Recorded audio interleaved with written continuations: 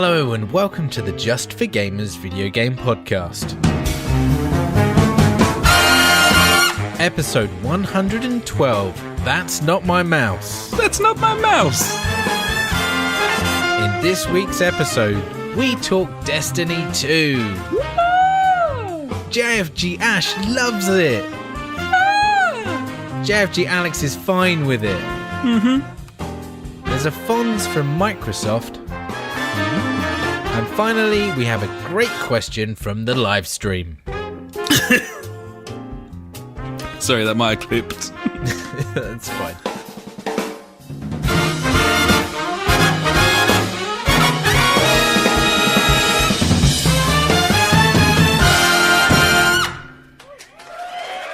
Sweet, I love it.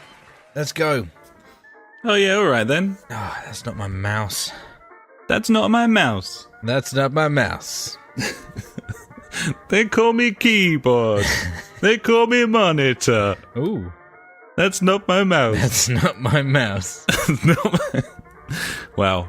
That's not my mouse. It's not my mouse. Name Classic of the podcast. song. Yeah, That's not my mouse. Job done. They call me tower. They call me flash drive. They call me motherboard. That's not my mouse. That's not my mouse. That's not my mouse. That's not my That's mouse. not my mouse. They call me speakers. They call me microphone. They call me numpad. They call me caps lock. That's not my mouse. That's not my mouse. It's not my mouse. That's not my mouse. Hello and welcome to the JfG podcast. This is episode 112.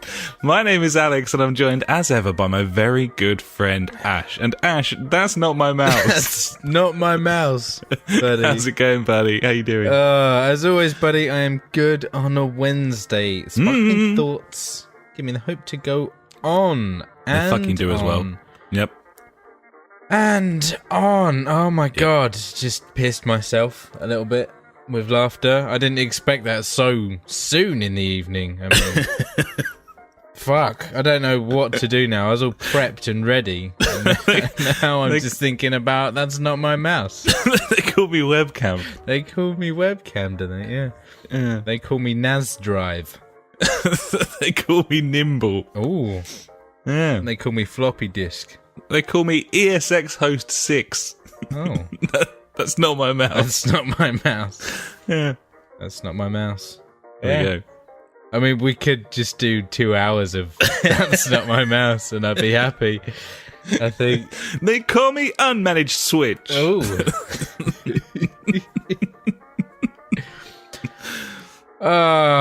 So right. What you been up to? Yeah. Thanks. Cool. I've been treasure hunting, buddy. I went on a treasure hunt. Woke up on Saturday with the kids, and I was like, "Hey, kids, treasure hunt." They were like, "Fuck, what? What is this?" My oldest is like, "What are you on about, Dad?" They're like, "How do you know there's treasure there?" I'm like, "I've got a map." Fucking, and I did. Like 2 seconds later, got on my phone. And I planned to go to this country park, Rushcliffe Country Park. It's outside, or just outside Nottingham.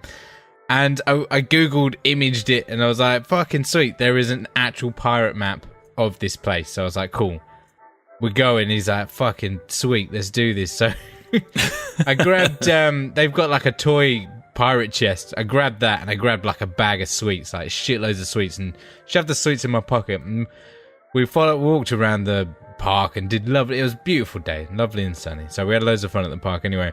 And then I did the whole oh, what's over there in that bush? So they ran off and looked in the bush. And then at that point I got all the sweets, chucked them in this treasure chest, and then like hid it behind like a tree. And then was like, "Oh, did you find it?" They're like, "Oh no, obviously it must be around here somewhere, buddy." And I was like, "Oh, what about that tree?" And they're like, "Oh shit, treasure." Gullible fuckers, buddy. That's good dadding there, buddy. Mate, it was ace. It was well good. And also, Solid at the dadding. same time, my wife was having a lie-in. She was having a sleepy morning. Oh, you know, double dadding. I'm all about it. I mean, double dadding sounds a bit gay. Sounds quite gay. Sounds quite gay. It does sound quite gay. I'm sticking with it though. You double dadding. Yeah, I was double dadding. Yeah. 2 birds. Yeah, two dads. One cup. One. Yeah. No.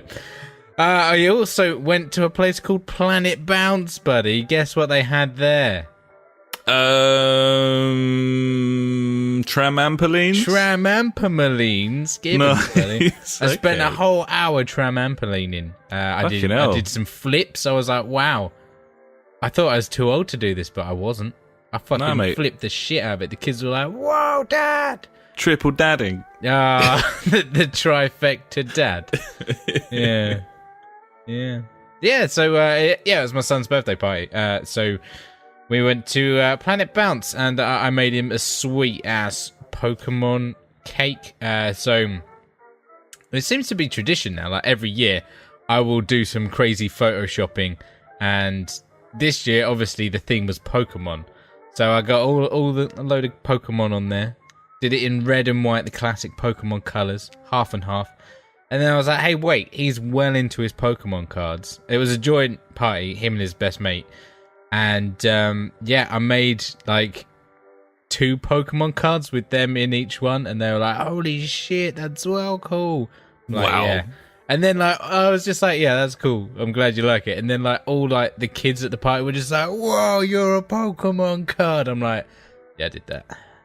I'm so cool. That's some quadro dadding there, buddy. Quadru dad. No, maybe not quadroon. That's some good shit, man. I would have loved to have got a cake like that when I was a little wee nipper. Exactly, buddy. Having your face on a Pokemon card while you're putting some kind of, like, stupid pose. I mean, that's all I ever wanted as a teen. That's how it's done. Really is how it's done. Gibbons, buddy. For some reason, this weekend also, I've got the tablet out now. Going back to tablet watch, I guess. Tablet watch. And I obviously prepping things for the holiday, which is next week, buddy. Crazy, I know. It's come around so quick. I love it. Damn right. Yeah, I remember when it was like several weeks ago, and now it's less than that. Time is of the essence, and it is other phrases as well. Yeah. It's a thing. So tablet watch, buddy. I've got I think it's a Game Boy Advanced emulator on there. And going back to Pokemon. Played some Pokemon Ruby. Played 6 hours of Pokemon Ruby. Oh shit, he's back in there. I was like, what is this? And the only reason I played it so much was because I found out, like, you know how I feel about touch controls on a tablet. I mean, that's how you have to play it, and it's not good. But I found that you could move them. I was like, whoa, this is next level shit.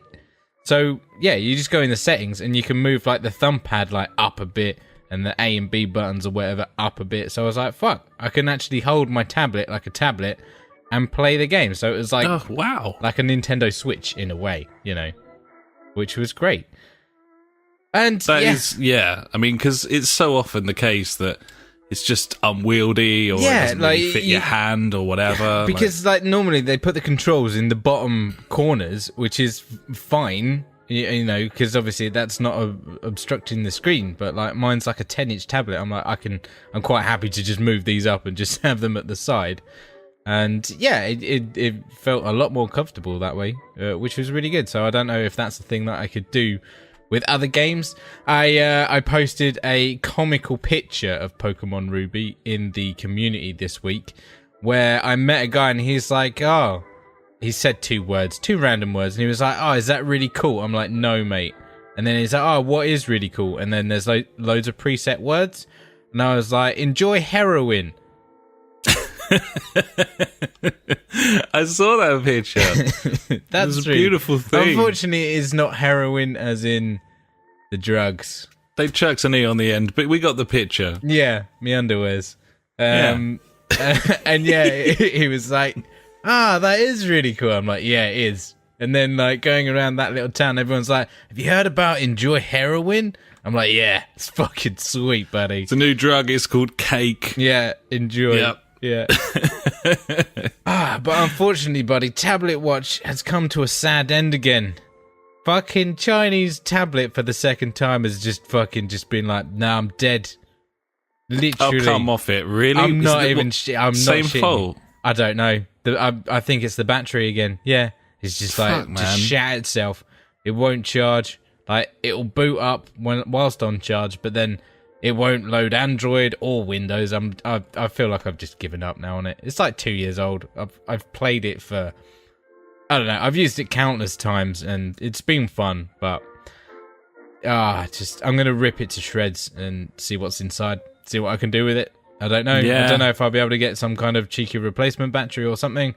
But it's going to be easily. Well, it's out of warranty now with the company, and like fucking hats off to that, like the Chinese company that I bought it from, because when I sent it back the first time, I was like, I didn't think that anything would come of it. I was just like, oh fuck it, like it's dead. I'll send it back, and yeah, the fact that they sent me like a replacement, that was just crazy. I was like, wow, that's like literally unheard of with these companies.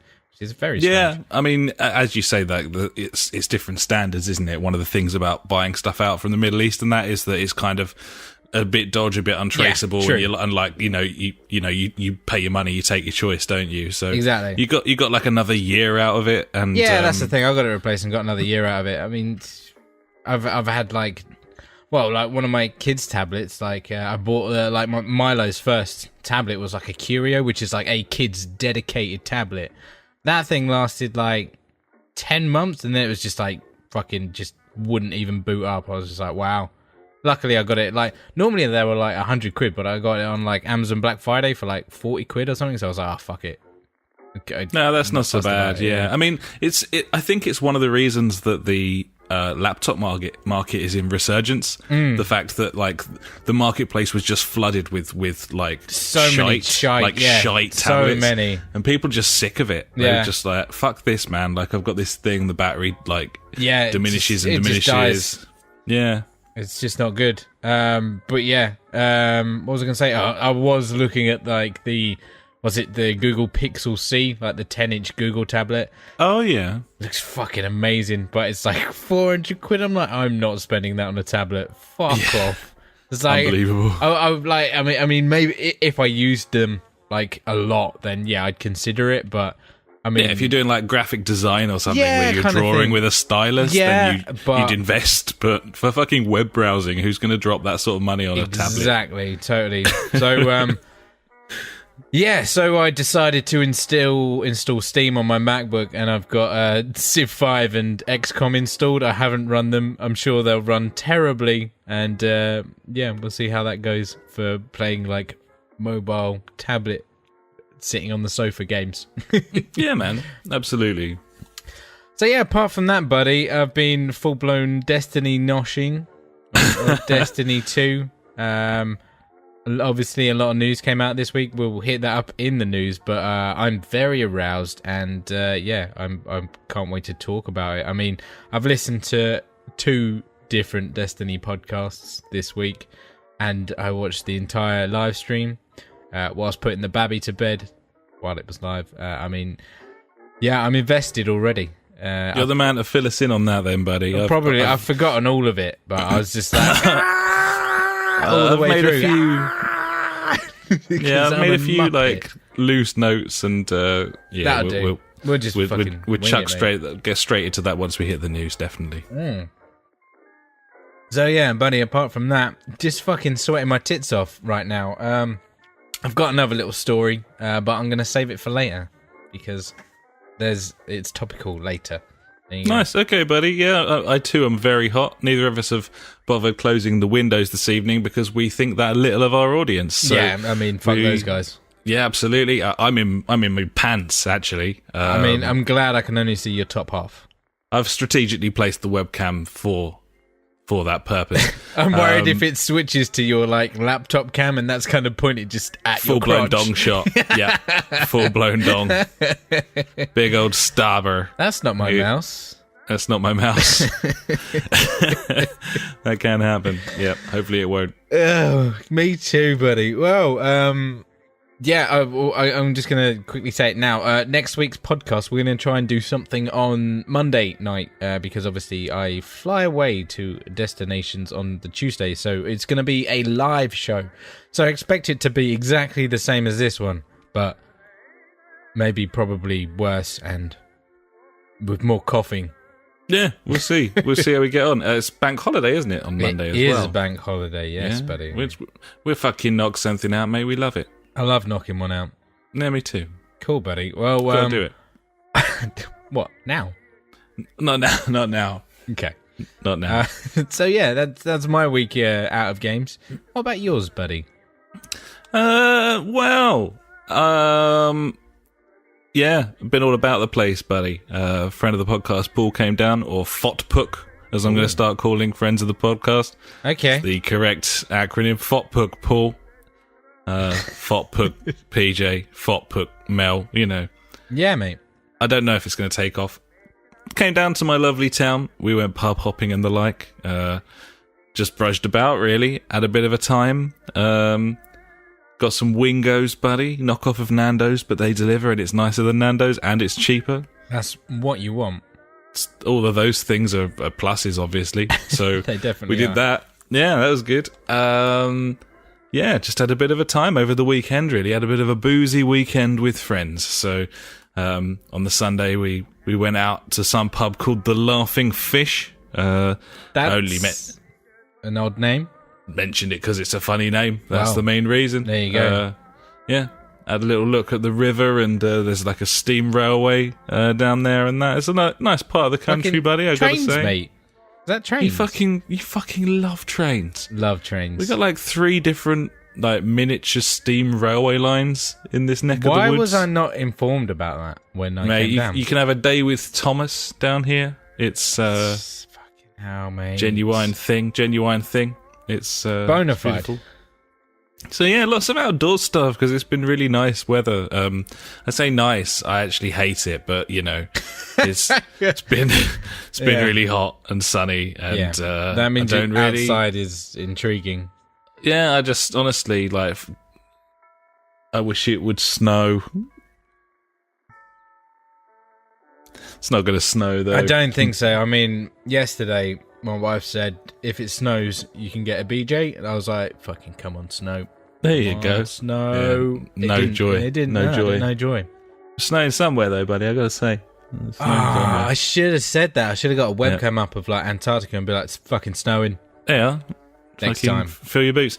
Yeah. So, yeah, no, just really nice outside. Had a dinner picnic. The missus prepared some sort of picnic dinner the other night. We went down to the park. How could that be shortened? Picnic dinner is pinner. Dicknick.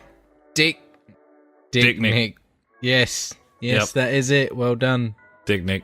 Yeah. She made up some tasty foods. She did a quiche. She did some fucking wedges and some breaded chicken, buddy, and nice. We took a box of wine and popped off down the park. Nothing better than a box of wine. Fucking wine in a box of wine, wine in a box of wine. So there you go.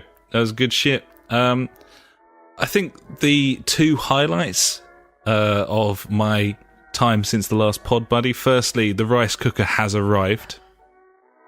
Holy shit! Have we got anything for some sort of rice cooker section? Well, I did my first rice dish. Yeah. I did the traditional Persian rice. Yeah, with cats.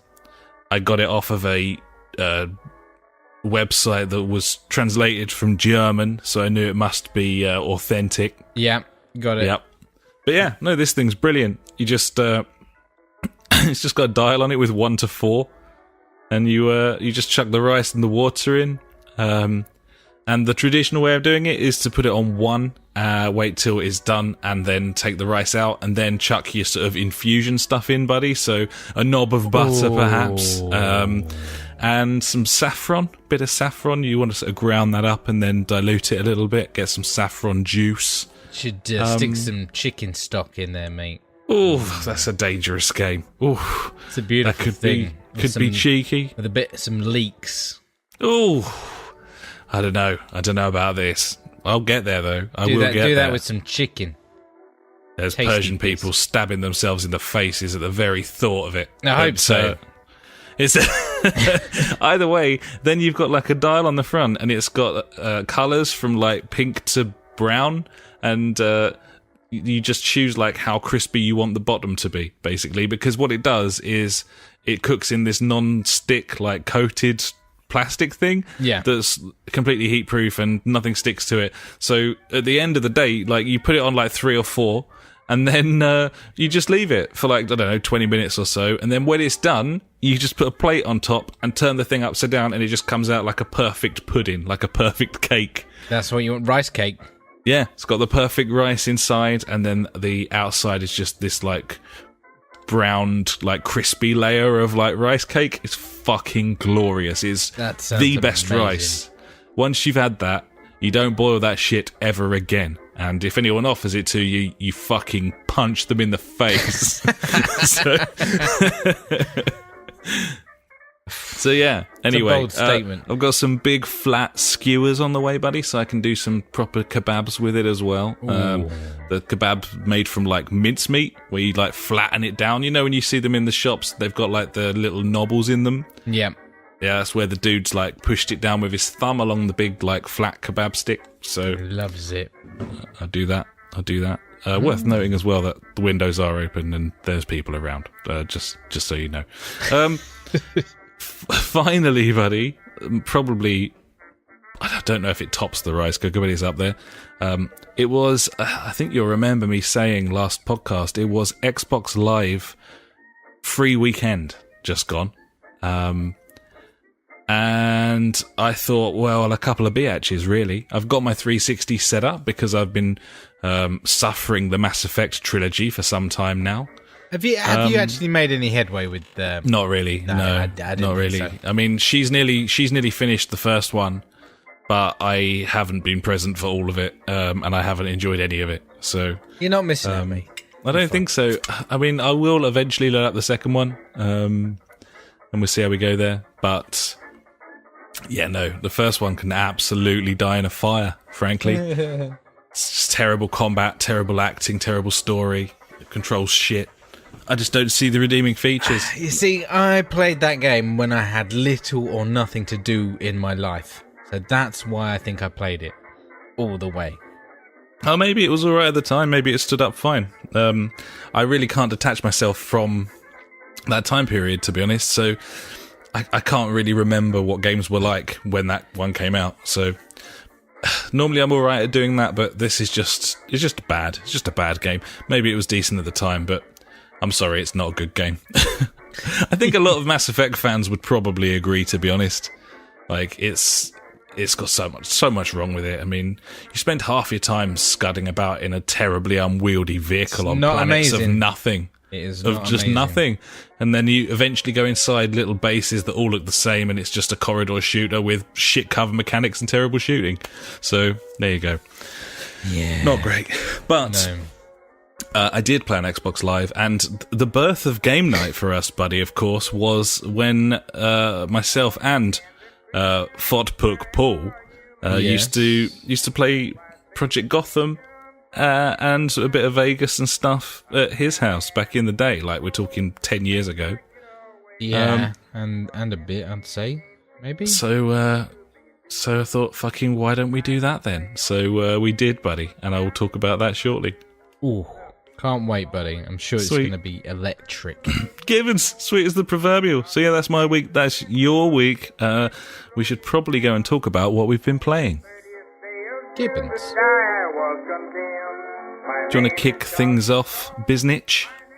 Yeah, sure, buddy. So yeah, Pokemon Ruby on Game Boy Advance emulator. Not much to say. It's fucking Pokemon. Runs really well on. I think the emulator on Android is called My Boy. I think that's the one I've got. Okay. And yeah, runs really well. Yeah, fucking 6 hours. I got 2 gym badges. I don't know what. Why did I start doing it? I just sat there. I was like, this is quite fun, just lying on the sofa, like while telly's on. I was just like, fuck it, just play some Pokemon. It's weird. Like, I don't know what I was thinking. I just went for it. It was crazy. Maybe that's kind of the beauty of it, though. Yeah, I think like so. Chilling out, not worrying. I'm kind of pissed now because obviously I can't get that save file because my tablet is dead. That's gay. Not cool. Did it not even turn on when it's plugged in, the tablet? It's just dead. Yeah, it turns on, but then Android doesn't load, so I'm guessing something's corrupted when, like, the battery died or something, and yeah, it's a motherfucker. I don't know. You might be able to access the folders on the storage by, like, plugging it into a PC, and... It won't, like, turn on when it's plugged into a PC. It won't connect. I don't know. It's mental. Fucking at every turn. Bastard. Yeah, I know, seriously, like, I'm racking, like, I think the one way I might be able to get in there is by buying a special, like, on-the-go charger where you can plug USB shit into it. I don't know. But I just don't know. Yeah, we'll just have to wait and see with that. So yeah, Pokemon Ruby, yeah, it's nice because it's in colour, buddy. It was a bit better than the old Game Boy version that I played, the old blue and red and yellow back in the day. Yeah, absolutely. Apart from that, buddy, I have played some GTA 5 single player. I don't know why. Fuck. Okay. I was sitting there looking at the store thinking, I want to play something, but I don't want to, like, invest myself into anything, like, too big, because I didn't want it to play for, like, an hour and a half or so. So I booted up GTA 5 for God knows whatever reason and realised that I had, like, 800 million in dollars or maybe more like each of the single player characters because I did the whole thing of like playing the stock market when of course you're meant to. So I went round and bought everything because I'd finished the game obviously. But all the property in that. Yeah, I bought all the properties. I was like, fuck it, might as well spend this money. It's just sitting there doing nothing. Bought all the properties. Pimped up some cars, and I was like, cool, they're gone for good now. That was a waste of money. That really kind of annoys me about the single player GTA 5. It's great online because anything you do to your car, like, it gets saved and it's always in your garage, but obviously in the single player game you have to drive it back to your garage and save it there every time, and if it blows up, it's gone. So, like, it just stopped me buying, like, custom parts for cars and things like that. Yeah, I never bothered annoying. For exactly the same reason. And yeah, I like, that's just... I don't see why they would do that in the single player. It's stupid. I guess they probably made a decision to go for sort of realism in a way, but I think that the GTA Online kind of proved that it was a far more elegant solution to have certainly insurance opportunities. Yes. I like the idea that you can buy makes insurance. Sense because, yeah, fuck it. If I've blown up my car or if it gets blown up, yeah, I'll pay an excess to get it back. That's fine. I'm not fussed with that. But yeah, it just completely stopped me from doing that. But I bought a custom car shop, Los Santos Customs, is it? I can't remember what it's called now. And yeah, when you buy it, then you can just take cars there and get everything for free. I was like, oh, cool. I'll just do that. Oh, nice. I didn't even know that. Unfortunately, it's all the way up the top of the map, which is fucking stupid. Why can't I buy the one in the centre of town where I'm going to be most of the time? Yes, there is that. There is that. But yeah, obviously, there's, like, no more missions, really, like, proper missions for me to do. But whilst driving around like an idiot, I did a couple of races, which was fun. But yeah, some guys, like, tied to a lamppost, and I was like, oh, he needs my help.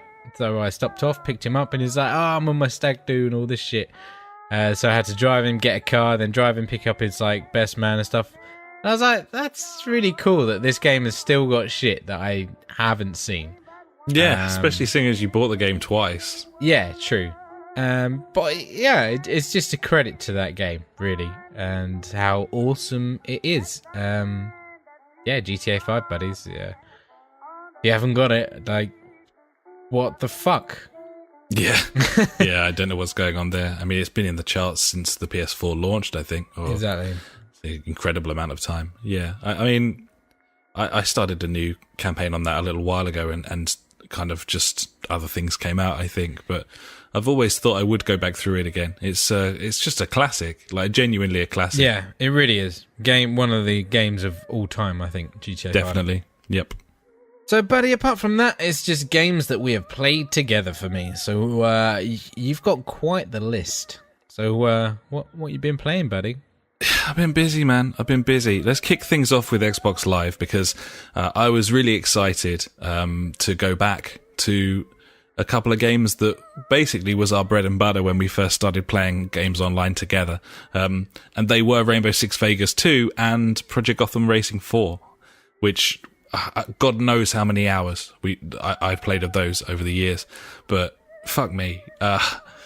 Just fantastic. And I was so excited to load them up again, and really excited to do it with Fotpuk Paul, because like he was there at the very beginning. Yeah. We used to play Project Gotham. We'd have an open room with there was no party chat at the time, so we had game chat, and people would come in and play with us weekly. Chat, man.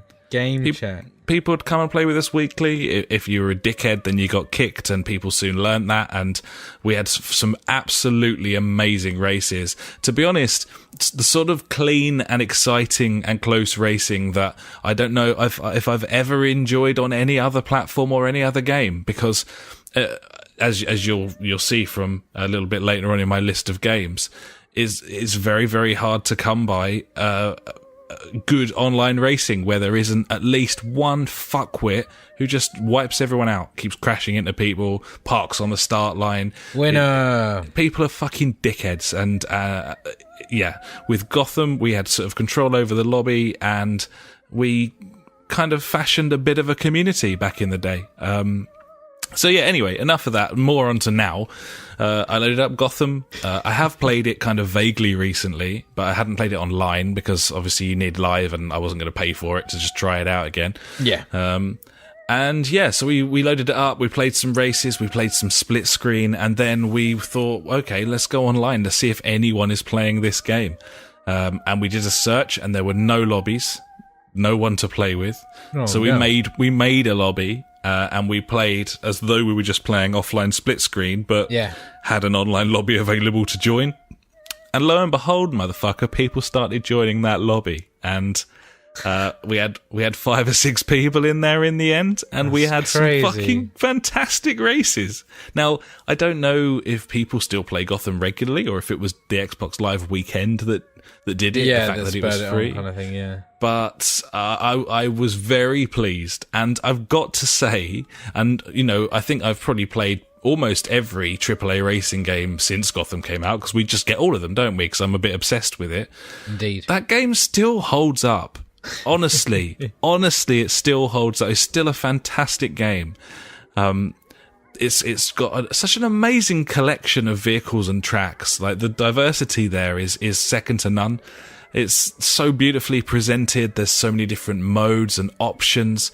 It doesn't look bad. Like, it's an old fucking game. It doesn't look bad. It plays great. And we used to be very, very good at this game, and we're nowhere near as good as that anymore. But I got back in my old Mercedes SLK GTR, and Paul got in his old Caparo T1, and we did start getting a feel for it again. And we started getting pretty decent around the old Ghost Sword and the Nürburgring, buddy.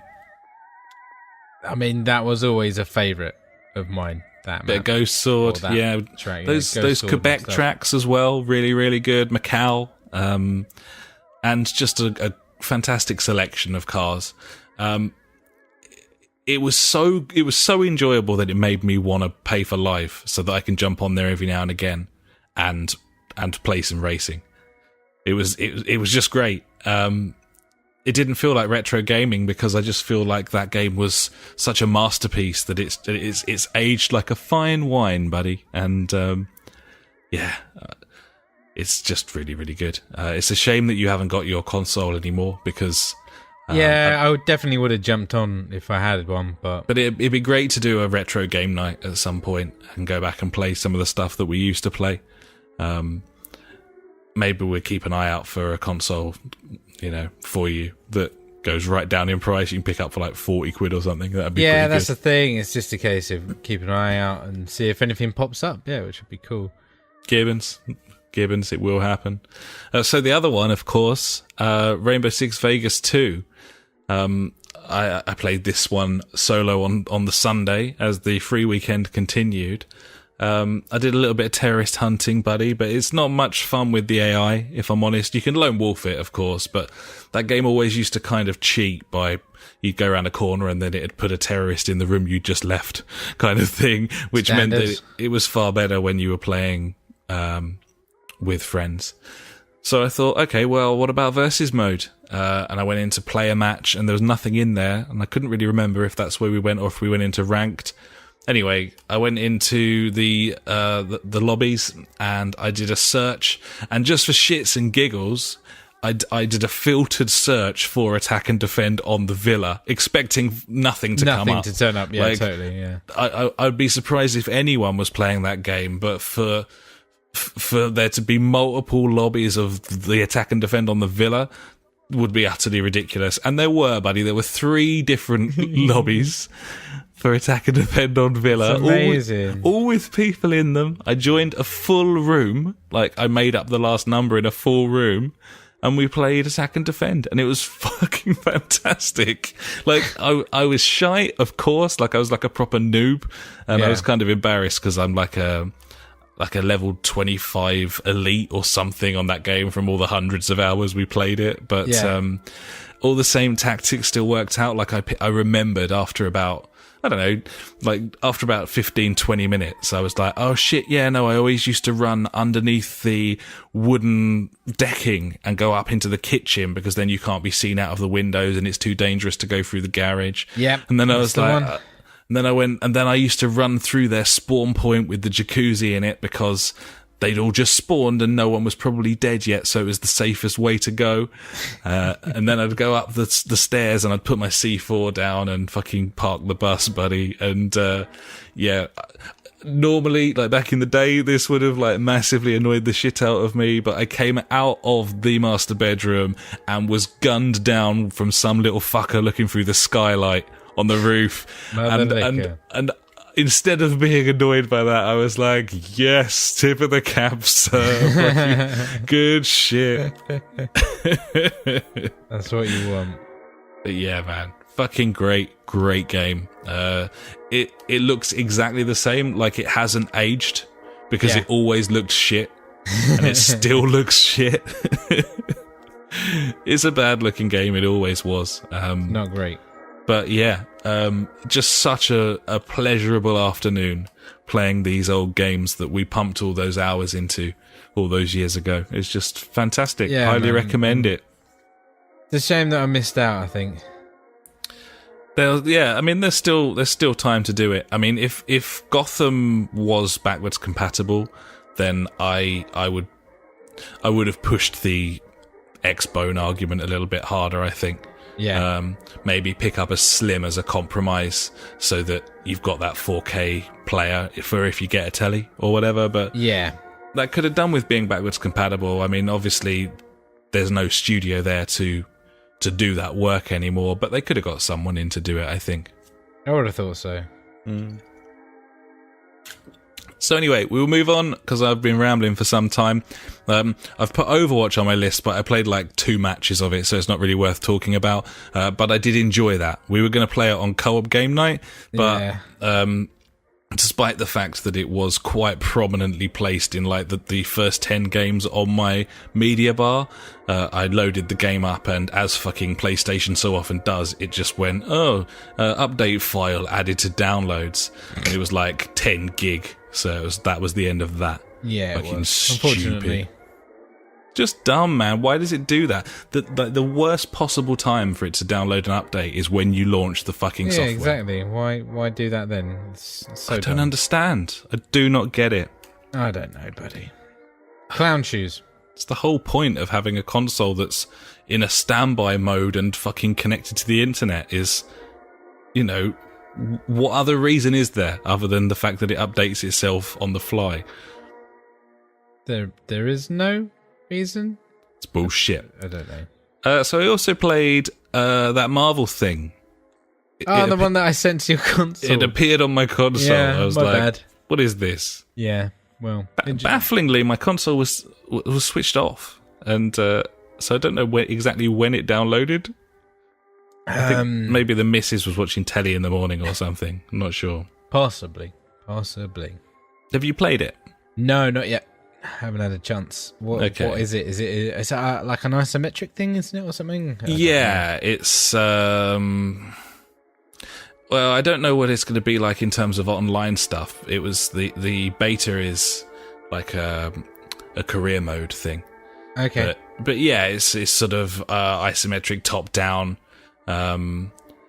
You've got the attacks and stuff on the buttons, like sort of Magicka style, where you've got different powers attached to different things. It looks pretty free to play in that you've got like the characters to unlock, but you have to buy them and stuff. Like, I'm just watching some gameplay of it now.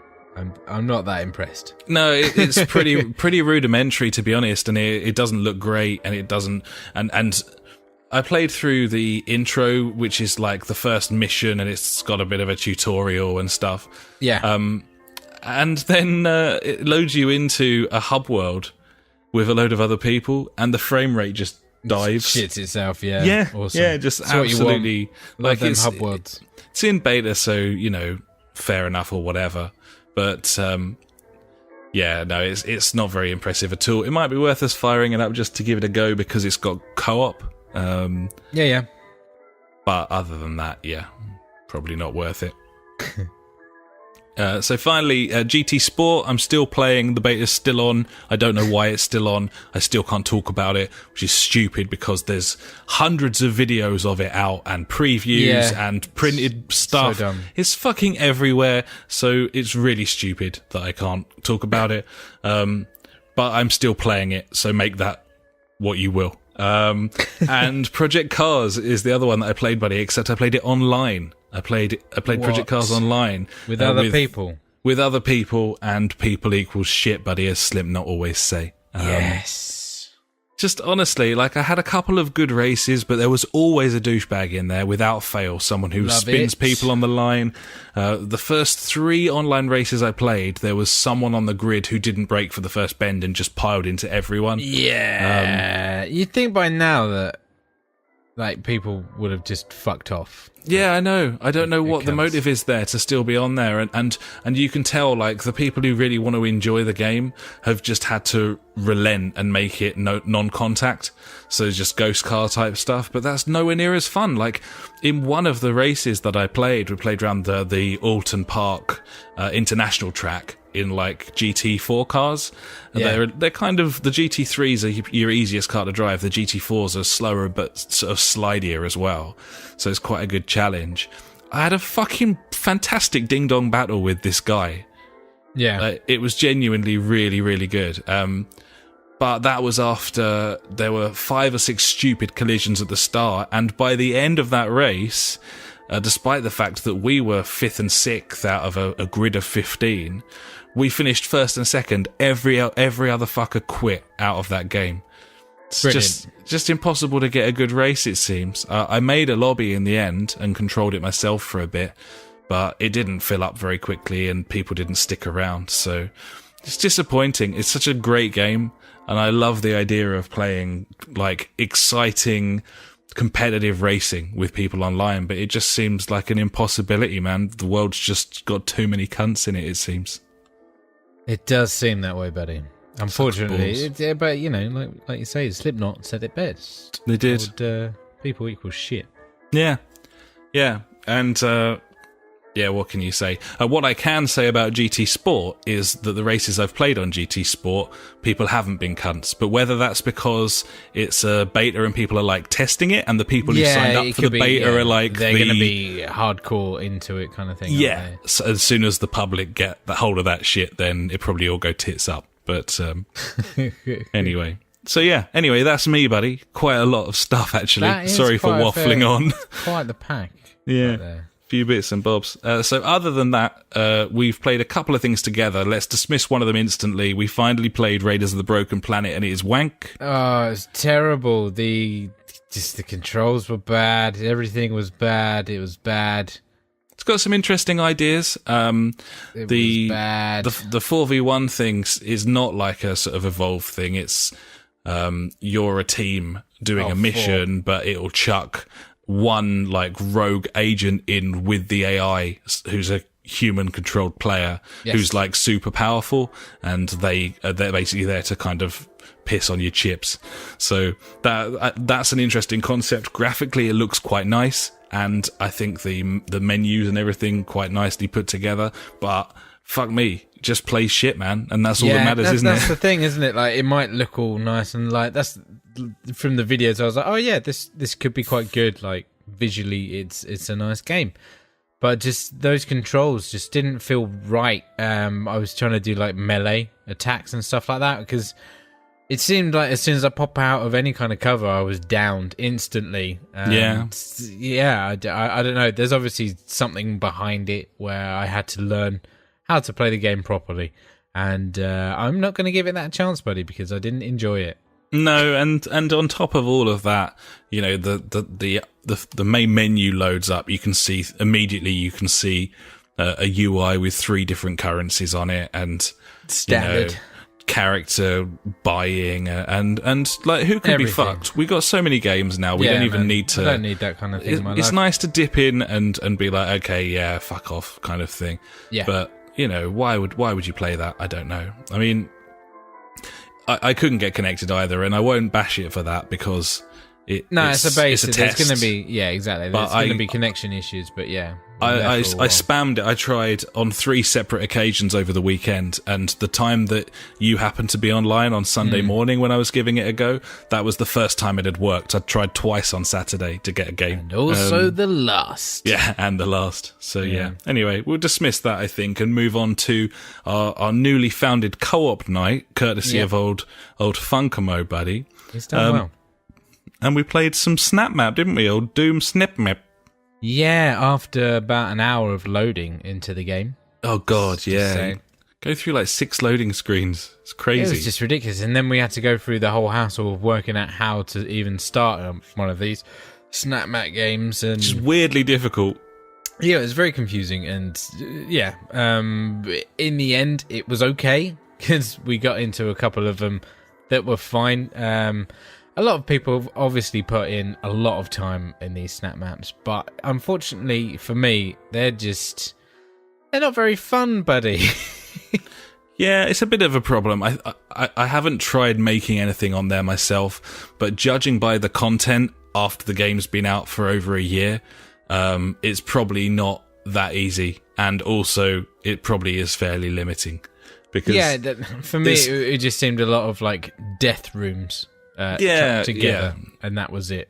It was, lots of different horde modes. Yes, but that meant that occasionally, when we found one where someone had attempted a bit of a story or something a little bit different, it did make it a bit more interesting. Yeah, adding that second layer of what's going on in the game, which was cool. And you can clearly tell the difference between people that are creative using these tools and people that are just pretty much, well, they might be good level designers, but they can't. That's pretty much all they can do. They can't think further than that. Unfortunately, they can't use the tools to the full potential. Yeah, that's absolutely right, man. And it meant that when we finally found someone with a bit of imagination, it was quite a treat. And we were playing a series of levels created. I can't remember the guy's name. Funk followed him on Twitter, so we know when he puts new maps up. Fucking. He wants to be a YouTuber as well, buddy. Yeah. Yeah. No, he's made this selection of sort of story-driven up to 4-player co-op maps. Oh, yeah, no, I'm thinking of the other guy. Called like 1,000 Doors, was it? Oh, yeah, no, that is that guy, yeah. So pretty much it's a door after a door after a door, and there's so many levels, and in each one it's like a different puzzle or something. They start off obviously really quite basic and things like that, and then they'll have questions about Doom itself, and then it'll have like hidden keys elsewhere. But then it started getting a bit more adventurous with like teleporting us to various places and things like that. Yeah, it was pretty cool. It was different. It was very different and very interesting. And I think that's what I liked about it. Yeah, it didn't all like work perfectly, but it's it's a guy modding the game via an in-game fucking console. Yes. Game creator tool. Like, that's absolutely fine. And I think we will. I actually do want to go back and play the rest of those because I was really enjoying it, even though it's an oppressively long load to get in there. It really, really fucking is. It's crazy. I can't believe how... And the worst of it is, like, you were loading in, like, counting down, like, the loading time. And before that, I unfortunately had loaded into multiplayer, which I had to unload and then load into Snap Map. Snap Map. It was just terrible. Can't happen. Crazy. Like, why? I don't know. It just is, isn't it? That's what it is. That's what a lot of content there. Just takes its toll. Yeah, I guess so. Nuts. Fucking nuts. So that's about it, buddy, really, for games, I'd say. Nothing else. I haven't played any more Mass Effect Andromeda, mainly because I can't be asked, but at one point I'll go around and play it, I guess, at some point, maybe not. Maybe never again. Yeah, maybe never again, who knows, we'll see. We'll have to wait and see. Yeah, it is. Well, okay, we'll move on. We will move on. There are exciting things to discuss going forward, buddy, so let's do that. And now it's time for the news.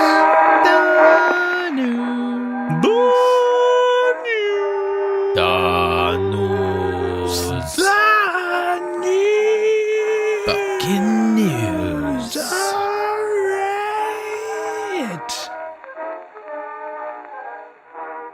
Number one. Number Wang, buddy. Number Wang is Destiny 2. Now, Destiny 2. All right. How do you want to do this? Do you want to just like absolutely rub your pole for 10 minutes or so, or do you want me to sort of interject with smatterings of notes that I've made? Let's talk about the shitness first. Okay. I mean, 30 frames on consoles. That's bad. 30 frames on consoles sucks. Actually. It's really bad because, like, I watched fan favorite and one of our favorites, old Digital Foundry on YouTube, and they did like a kind of like a mock thing of how it would look if it ran at 60. Obviously, on the PC, it's going to have a uncapped frame rate, which is, fine. Like, if you've got like a beast of a PC, fucking, I'm jealous. But yeah, that thing looked so much better at 60 because there's twice as many frames per second, buddy. I think it's poor that it's not running at that. They've come out with a selection of reasons why. I'm not sure I'm not sure you can say whether you buy those excuses until the game launches and we work out the sort of scope of it. I mean, they may. I would rather they make sacrifices to hit 60. Yeah, I'd rather it looked worse and ran at 60 because it's a shooter, and I know that, it's more important in a multiplayer-only shooter, but we really are at the stage now. I'm sorry, but it can't run at 30 into like 2017, and for it to also be capped at 30 on the Pro. Like, I don't understand that. Like, there should be more than enough beans there. You can't tell me that a mid-range PC isn't going to be able to run this thing at 60 with a bit of meddling with the texture quality and stuff. Well, that's the thing. Like, they came out and said that the GPU in these consoles are great. Like, that's why our game can look so good. But it's the CPU that's the thing that's limiting them, with all the AI and like collisions and things like that. And yeah. But I was reading something earlier where was it? I'll just try and find it now. Here we go. It's pretty much saying like this veteran network programmer, I think he works for like Sony or something. I'm trying to find out where it says it. it don't matter. Anyway, he said, like, obviously this game, another bad thing, it hasn't got dedicated servers, which is bad. Yeah, it's really not bad. Great. Yeah. And it's saying that if it did have dedicated servers, it could offload some of the physics and AI calculations to the server, allowing the console to boost up frames per second. So maybe if it did have dedicated servers, we could be looking at 60 frames per second with this game.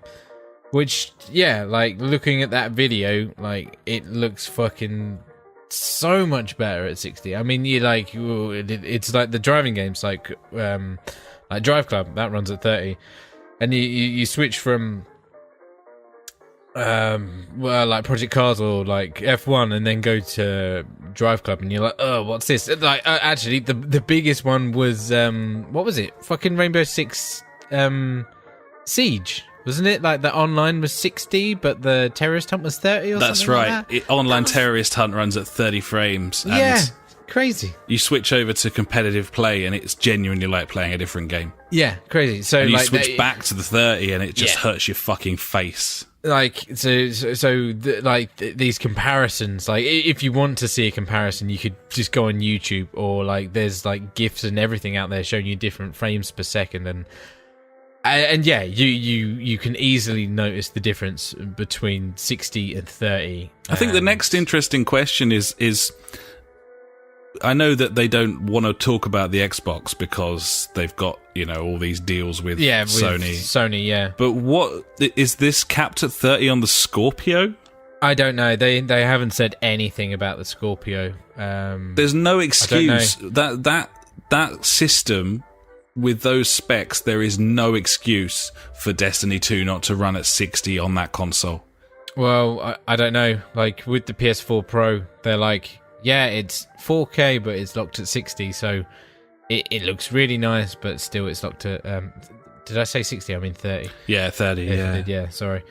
So maybe that's the same with the Scorpio, but I don't know. That the would only be thing ridiculous. that I can hope is that, like, the PS4 Pro is going to get a bit more attention now that the Scorpio is coming out, because obviously everyone's going to be speccing their games for the Scorpio, which is a powerful console.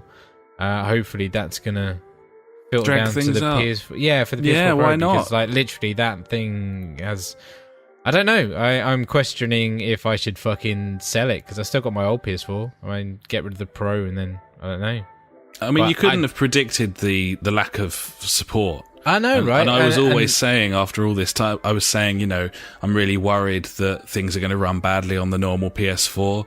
And it's been the absolute opposite. It's been the opposite, totally. There's like 65 million normal PS4s out there and no one's got a Pro, so they're just not bothering. It's going to be interesting what they say at E3 about the PS4 Pro. Yeah, it is. I think, or if they say anything at all. I think that might be worse if they don't say anything, if they That'd don't be very address Vita. like, the issues of... Yeah, exactly, totally. And I think if they don't say anything at E3, then I think I might have to get rid of it. And then, I don't know, maybe pick up an Xbox One. Who knows? Well, I mean, We shall see. you get plenty for it if you sold it. Yeah, like, they're still going for like 300 quid on eBay, and I only bought mine for like 300 quid, so like I wouldn't have lost anything. Even if I sold it for like 250, I'm fine with that, to be honest. Yeah, absolutely. Okay. But anyway, well, that's getting away from Destiny, and we've slated Destiny pretty badly so far. I mean, can you think of any other bad points that have come up about Destiny 2? No, not really. I mean, I'll talk about how I kind of feel about it once we've discussed all the good shit as well. But yeah, basically the two biggest disappointing things from a technical standpoint are, as you say, the 30 frames locking on console, and the lack of dedicated servers. I mean, I don't understand that either. That on a game like this, I just don't understand. But Crazy. But for every negative, there's massive fucking positives. Absolutely huge positives. And fill your boots, buddy, because there's loads of cool shit. Well, it's fucking Destiny 2. Wicked, buddy. I mean, I'm excited for it. It looks like there's a fucking shit load of story content in here. They've got rid of, like, one of your notes is, like, they've got rid of the Grimoire cards, which is, like, the best thing that they could have done. Thank God for that. Yeah, I know, seriously. So it means, like, the entire story has to be on screen, and they've said like it's got like the most cinematics they've ever done. Like fucking loads of shit going on, really, which is good. It looks like there's you get to play with like AI characters like a bit more as well. So obviously there's going to be like more to and fro. Yeah, with better them dialogue. more interacting. Yeah, exactly. A bit and more interactive. attachment to them as well if you're fighting alongside them. You know, exactly. Yeah, which is good. Like even if it's not, maybe it's just for that intro level, because that's pretty much all I've seen. So they've introduced like their first strike, which I'm trying to avoid a lot of like gameplay footage because I don't want any of it ruined for me. But what I have seen, I've seen like a tiny bit of the strike. I've seen some of the new online multiplayer, which looks cool. We'll talk about that in a bit. Yeah, and pretty much that first mission, it looks like when the fucking shit hits the fan and you've got to try and save it. And from that gameplay footage, it looks really nice. They've upped it a bit, you know, graphically. It does look better. It looks a lot more cinematic, like a lot of, oh, look at that, it's falling from the sky and things like that, which is cool. Like, it's always had really nice, like, particle effects and things like that, and it looks like they've upped that, and yeah, the guns look fucking cool once again. They do. They look weighty and meaty like the old ones. Exactly. The lighting model's clearly updated as well, and that kind of adds extra effects and that to the weapons, which makes a big difference. They came out and said there's 4 planets. I don't know how I feel about that. You know, like Earth. There's like New Europe Zone or Dead Europe Zone. I can't remember what it's called. But apparently that's going to be the largest level. They said that it's like roughly twice the size of any map that they've made so far. So I guess that's a good indication that it's a bigger game. Well, it depends on how many people are on each patrol mission and that sort of thing. Exactly. I don't know how that is working. I don't think they've come out and said anything about that, but they have said that there's going to be like random people you can meet that give you missions out and about on these planets, which is cool. So kind of like, you know, your RPGs there, random chap standing by fire. Can you get me like 3 heads off that dude of those dudes or whatever? There's going to be fetch quests and shit in there, which is fine. Well, there needs to be on a game like this, but yeah, the biggest problem I had with the planets on the old game were that they just felt empty, completely empty that's the problem, isn't it? Everything. And sparse. making them double the size is only going to make that worse if they haven't populated them better and have more human players in there interacting with you. Well, like in the Europe Zone, whatever it's called, I can't remember. There is like a habitat area or like a colony. So I guess you can go there and meet stuff, but then I'm guessing there's going to be sparse lands around it. But they said that there's like loot caves. I can't remember what they actually called it, but yeah, secret hidey holes where you can go loot in, where there'll be like a boss battle and super loot at the end of it and things like that. That sounds cool. Yeah, exactly. Like a raid kind of thing, but not like the raid that Destiny was. Like, not like the old raids or whatever. It's just within, you know, the lands, and you can go and visit it and stuff like that, which is cool. Absolutely.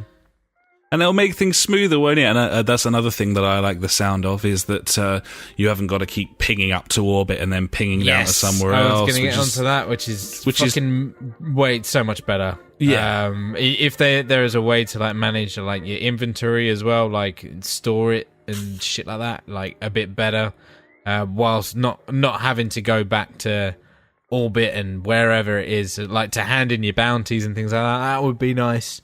Or to go and see Cryptard. Cryptard.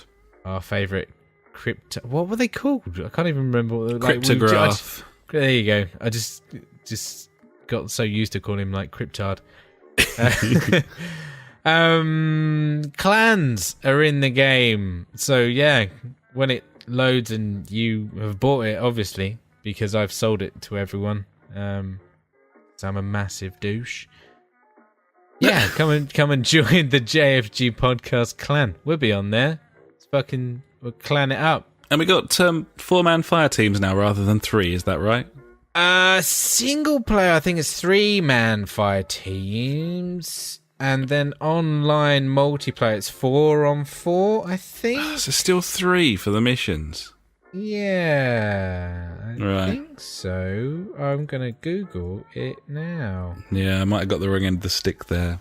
Yeah, so that was one of the big things, like, for multiplayer.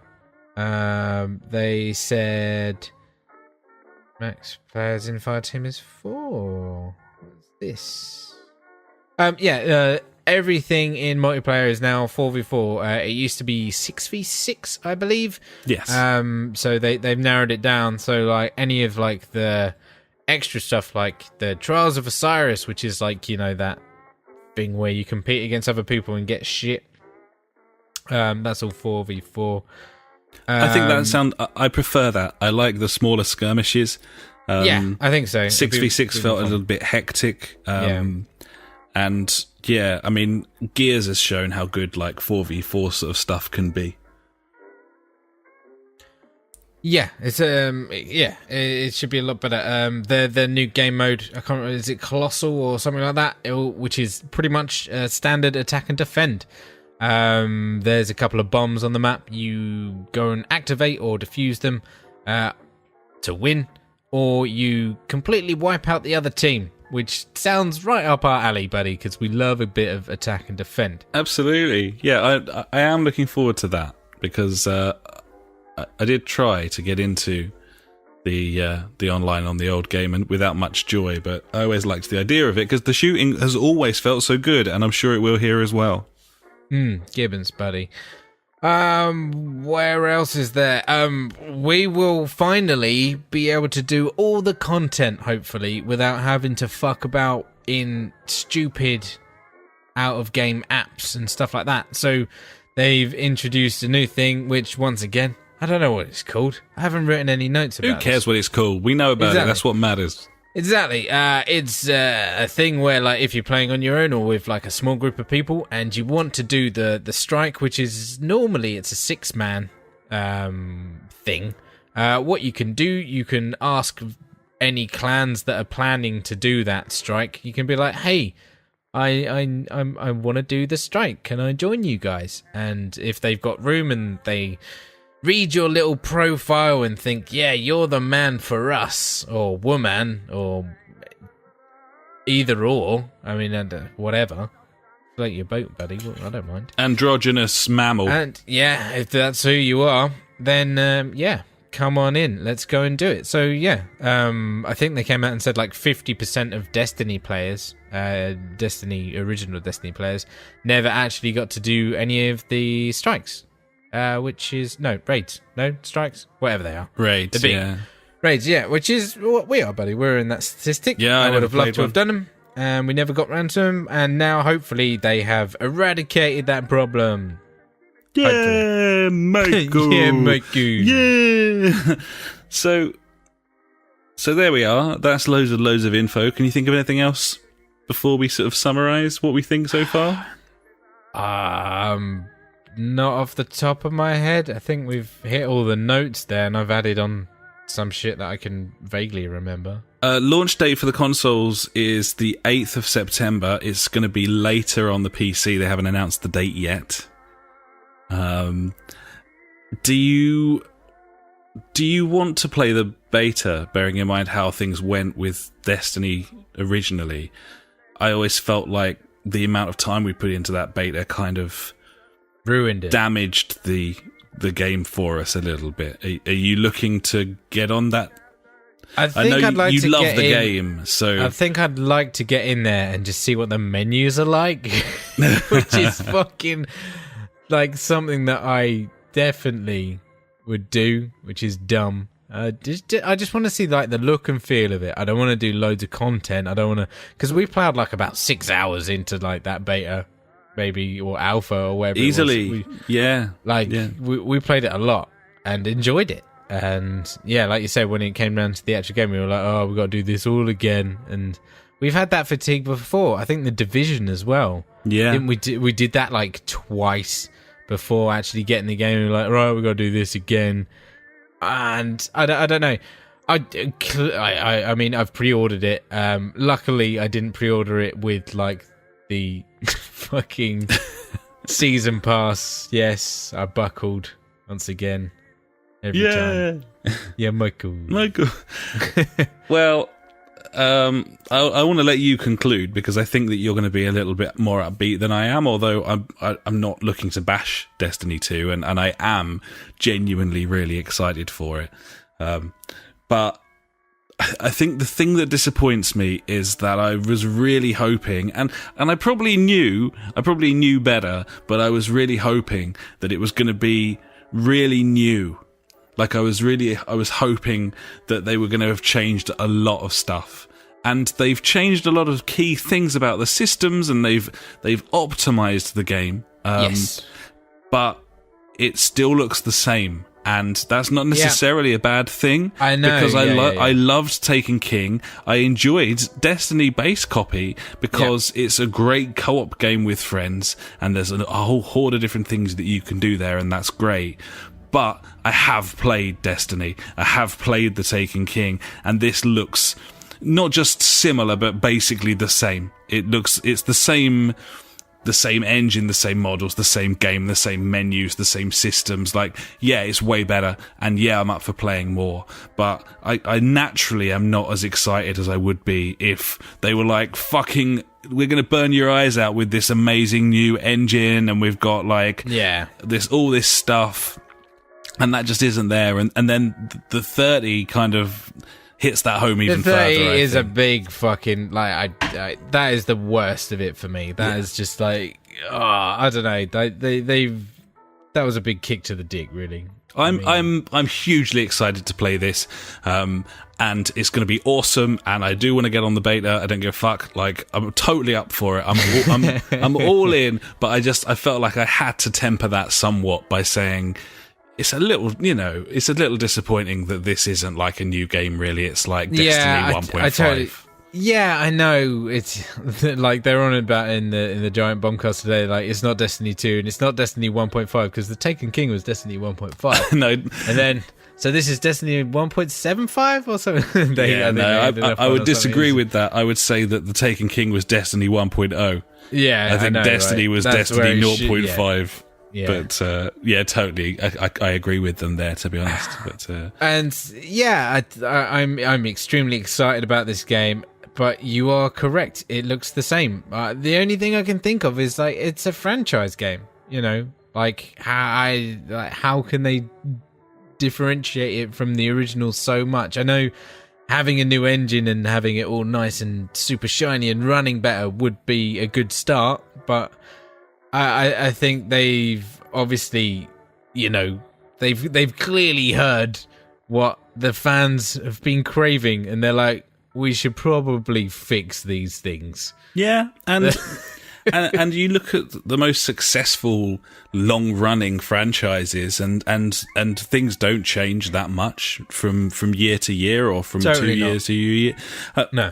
The other thing that did concern me a little bit was, we've heard all these stories about the upgrade loop on that from a development standpoint, how difficult it is to affect computers being left on for 4 days while a map loads and stuff. So apparently everything's been redone. It is now a lot more easier for them to get content into this game, and they've come out and said, yes, we can get stuff out quicker, so expect a lot more content this time round. Good, that's good. Yes, okay. I know. That was one of the big things that I was happy with them saying, I don't know, they could be lying out of their asses, buddy. But fucking, at least they've acknowledged the fact that they were like, yeah, the content was a bit strapped last time. This time, there's lots coming out. There's so many diehard Destiny fans. They're going to lap this up, and I've totally. no doubt they've got a hit on their hands here. They've learned so many lessons from what they've been through from start to finish. And yeah, roll on September, buddy, because I don't like the summer because it's too hot, and I just want to play some Destiny 2. Now the question is this going to be Dead Island syndrome? Shit, does it? I suppose it does qualify in September, but it's close. Yeah, it can't qualify. It's a massive hyped game. It can't be Dead Island. Dead Island syndrome involves a game that comes out of nowhere and just comes up and it's like, I've got to buy it because I haven't got any games. Yeah, and that's not Destiny. No, true. Oh dear, Destiny 2, buddy. Shit, man. There we go. That's not my mouse. There'll be far more talk about Destiny 2 over the upcoming fucking podcast, buddies, because, we love that shit. That's our bag. So, for now, I suppose we should move on from probably the longest news segment we've ever done on one topic. It's totally worth it, buddy. Absolutely. I love it. In the notes this week, Ash wrote, in the news column, he just wrote Destiny 2, and that's the end of the news. But it isn't, buddy. It's number two. Vive is launching a standalone VR headset this year. Ooh. It runs off of Google's Daydream platform. No other specs yet, nor info on whether it'll run existing Vive games. But this is a fully integrated all-in-one headset. It doesn't even require a phone or anything. No, it's got it built in. No wires, no nothing. Very interesting, and I think that certainly wireless headsets, that needs to happen sooner rather than later, because the Vive is such a bittersweet piece of kit in that you've got like the room stuff where you can move around, and then you're wired in with a fucking giant cable, which is just, unavoidable at this point, but dumb. So yeah, I don't know. That's pretty exciting, to be honest. And I think it's something that VR needs, like a cheaper way to get in that's not your phone. I think. I still have contemplating buying Daydream because obviously, like my Pixel phone, all I've got to do is pick up one of them headsets and off I go. But I've been following it quite a bit, and it's just not picking up the Daydream platform. No, it's not there yet. I don't know if it's because a lot of people just haven't got the phones that can run it or something, but yeah, it's not looking great for Daydream at this moment. But if people are developing like this, like standalone headsets and things for that platform, then it's only going to get bigger and bigger. So yeah, I think what we're really underlining here as well is Vive's commitment to this product and to VR. Yeah. Like, this is not like previous gaming fads. You've got big money companies involved here that have bankrolled this into the billions. But are they just chucking more money at it to try and get people on board? Yeah, they just are. like, shit, quick, come on. Absolutely, but that usually works. So yeah, but I mean, just look at the Premier League. Yeah, chuck money exactly. at any team, they're going to win. Just chuck it in, buddy. Don't worry about it. Fucking all about it. Yeah. So yeah, last week we had a story about buying a Vive on contract so that you can get it without forking out all the money. This week we've got them releasing a new headset that is easier to use and doesn't require the £1,500 PC. They're trying their damnedest, and I'm sure they'll get there in the end. But yeah, interesting stuff. We'll move on for now. A few more bits from me, buddy. Not a massive news week this time round. Probably best with all of our Destiny 2 stuff anyway. Red Dead Redemption 2 has been delayed until spring 2018. It was supposed to be coming out this autumn, and now it isn't. Boo. That is a boo.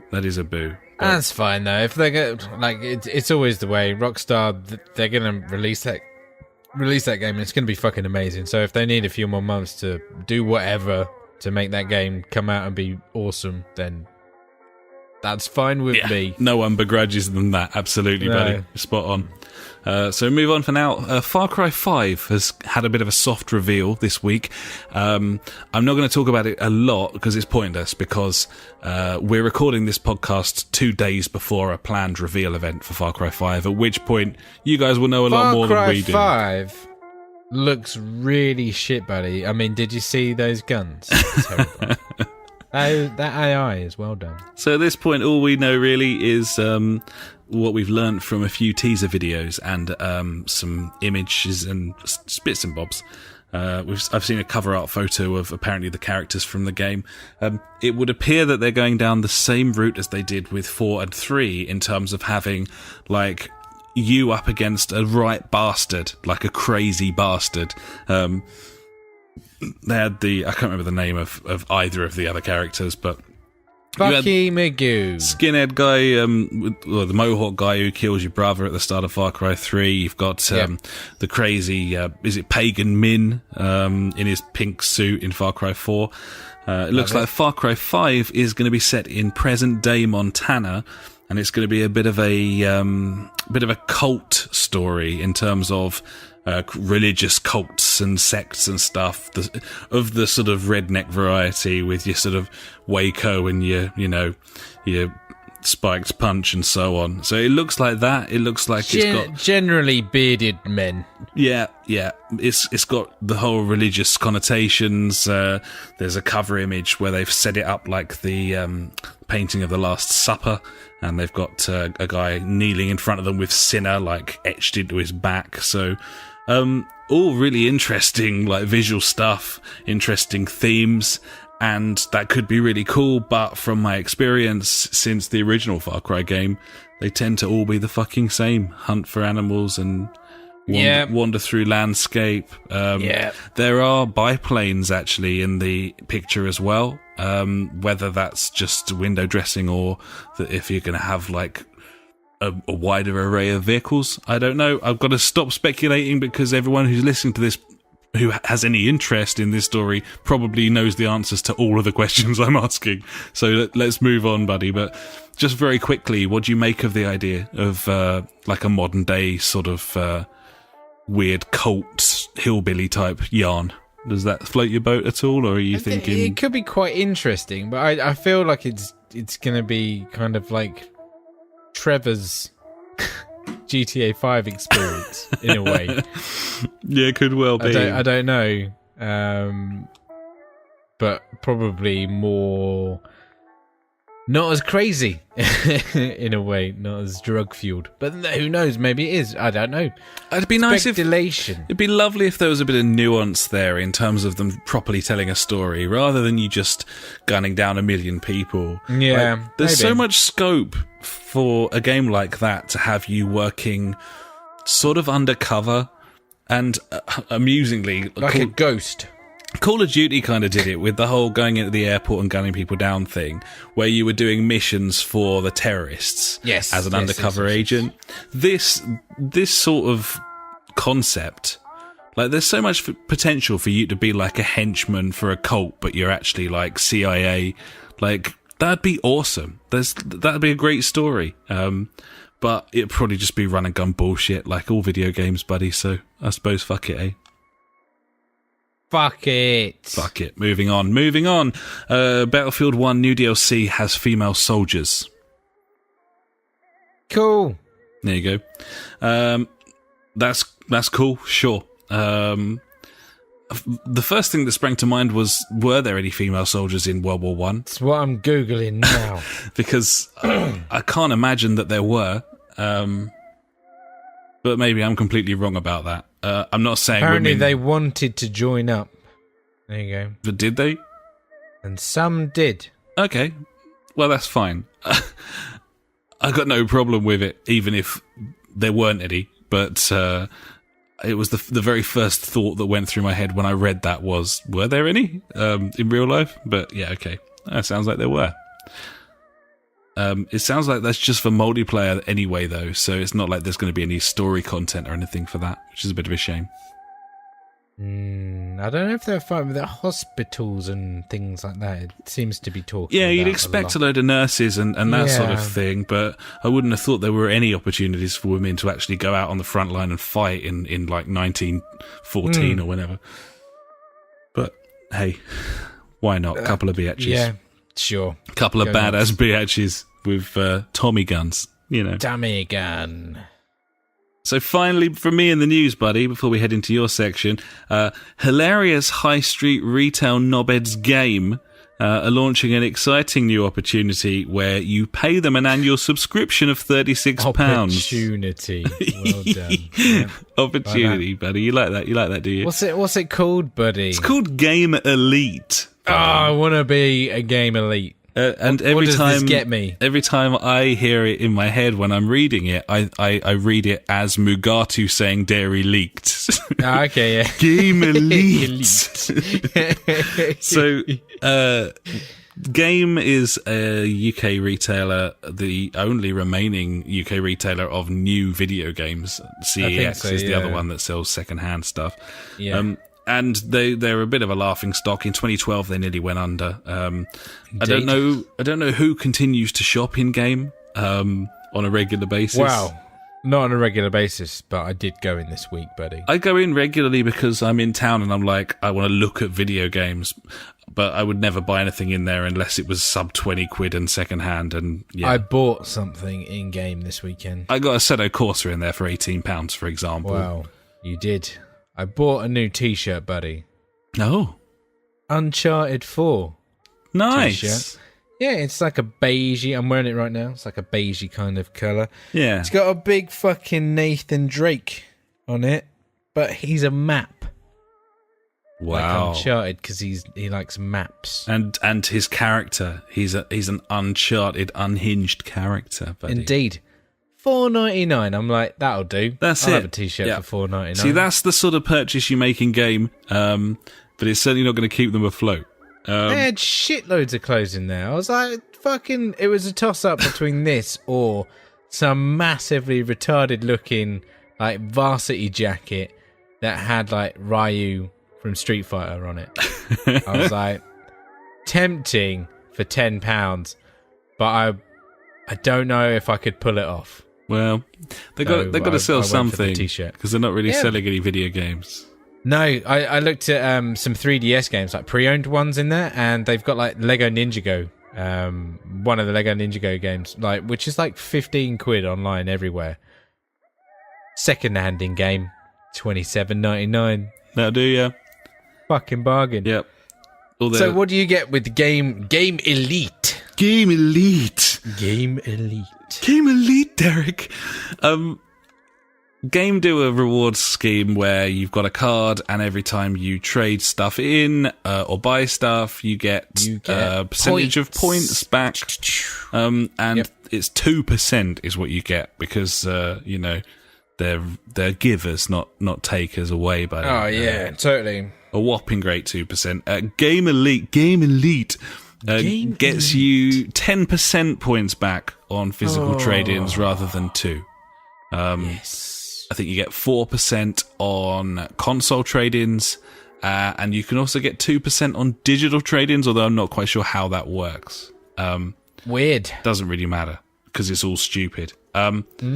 So as well as that, you get member-exclusive deals with bunny ears, and 2,000 points, which is a £5, on your birthday, or rather in your birthday month. £5? Yep. That's nice. So that's it. So your £36 a year is actually £31 a year because you're loaning them a £5, which they'll repay you should you celebrate your birthday, which you will unless you die. At which point, Game Elite won't really matter one way or the other. So we'll generously say it's £31. So you're paying £31 to get 10% points back when you trade shit in.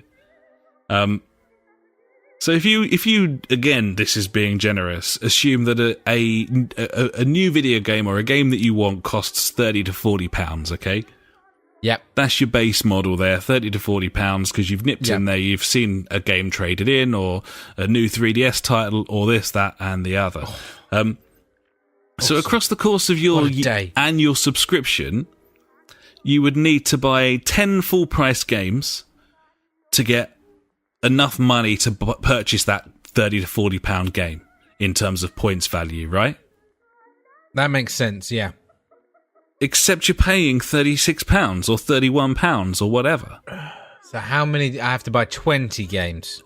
To get a free one, yeah, because if you buy 10 games and get that free one, you've already paid for that free one out of the subscription, so you're breaking like even. 2 games a month. So basically, you need to buy.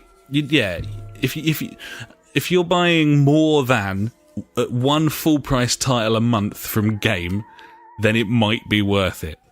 I guess maybe if you buy that game and then trade it in as well, like reasonably quick sharpish, then it might work out. And there are perks there if you do that. I mean, what you could do is shop somewhere else and probably save more than 40 quid in a year. I would say that is affirmatory, buddy. Certainly the right thing to do there. Just don't go to game. And obviously this has been frowned upon all over the fucking UK gaming press, as you'd expect, because it's stupid and bollocks, and they're clutching at straws. But I did... Game Elite. Game Elite. I did notice... at the bottom of Video Gamer's article on this, they were saying, spare a thought for the poor person who works in game, who up until this point has been trying to sell you disc insurance for the last few years. I saw and that. Now they've got to try and flog you this fucking bollocks, as well as upselling everything else. Like, man, that sucks balls. Like... And when I was queuing up to buy my t-shirt, I was like, oh no, he's going to talk about Game Elite. Game Elite! But he fucking didn't. I was like, oh, thank God I got out of that one. He didn't say anything. Like, he literally just like saw me buying a t-shirt. I'm like, yeah, just fucking leave me alone. He knew that, like the Dread Pirate Roberts, buddy, you are not to be trifled with. That's what happened exactly. there. Yep.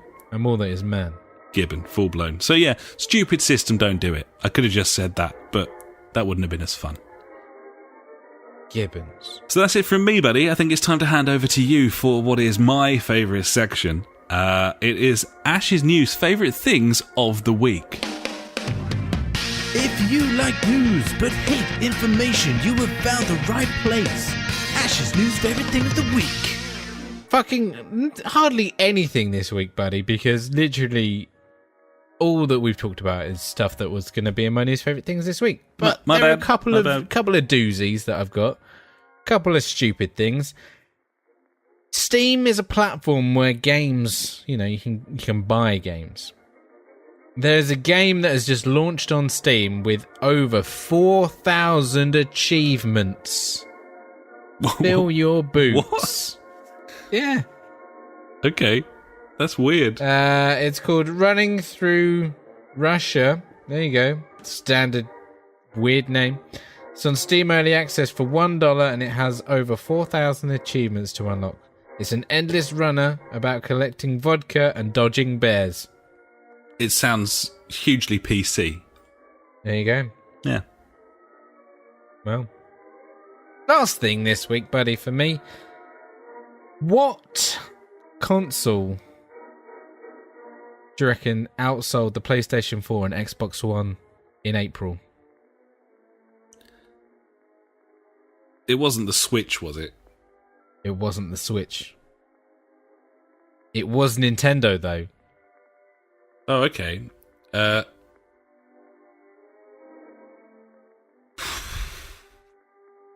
2DS? It wasn't the 2DS. It was the NES Classic. Oh.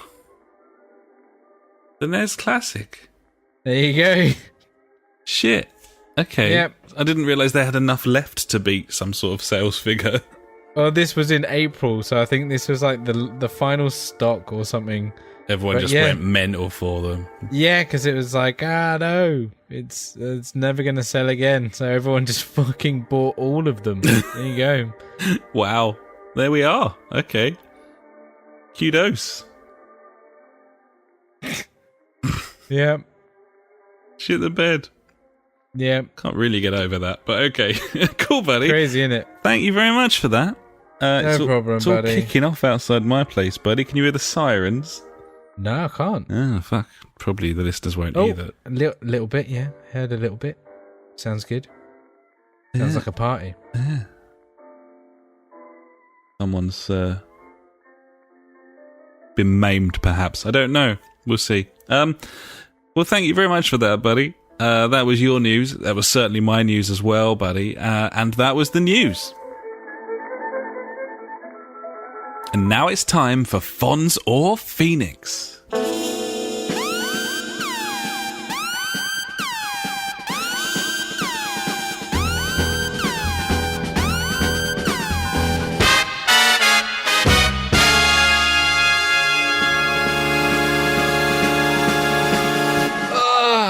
So what we got this week, buddy? In our up, down, left, right, north, south, east, west, anti-gravity or gravity.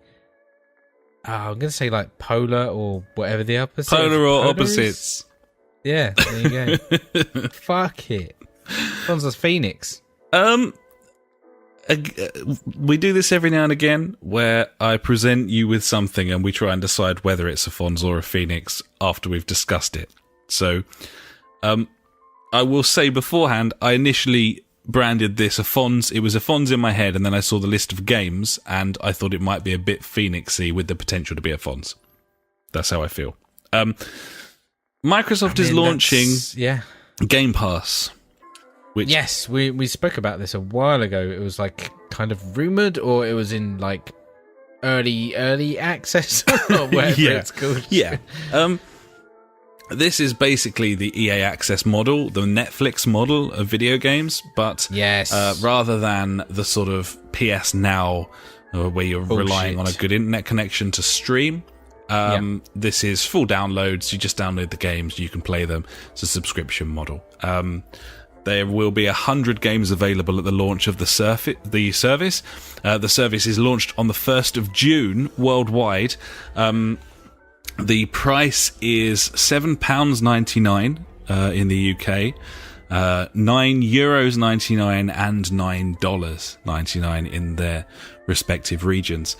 There's a 14-day trial for anyone who is a gold member. And you can start that now, so you can start trying that service out before it officially goes live. So there you go. That's basically it. I had a look at the list of games. There's a worrying lack of Xbox One games, if you ask me, out of that 100. A lot of the Xbox One games that are on there are indies and smaller games and stuff. Yes. In terms of AAA stuff, you've got Halo 5, Gears of War, Sunset Overdrive, some good backwards compatibility ones like the BioShock trilogy. You got Mad Max on there, NBA 2K16. Most importantly, of course, buddy, Farming Simulator 2015. Fucking sweet. Love it. There's loads of 360 games on there. There's a smattering of Xbox One games. And obviously, this service will... it'll go from strength to strength provided they provide the titles for it, and they've got a lot of titles available. I think that they should have made maybe more 360 games available because of the lack of Xbox One, but possibly. Regardless of all that, as a concept, just want to gauge your opinion on it at this point, buddy. What do you think? I think the price point's fucking spot on. $7.99. Yeah, I would agree. I think that's fine. Similar price to sort of standard def Netflix, and you get a lot of different games. It's a happy price point that people seem to be willing to pay. Yeah, I think. The rotation of software is going to be important here, isn't it? Or rather, the addition of software. Are they going to maintain 100 and add and remove ones in sort of the same fashion as the way that sort of PS Plus or something like that? Or are they going to keep expanding until suddenly, in 3 years' time, you've got 500 games to play rather than just 100? I would hope they just expand on that initial 100. Don't see any reason to take any away. So yeah, not for a while anyway. But yeah, there is talk of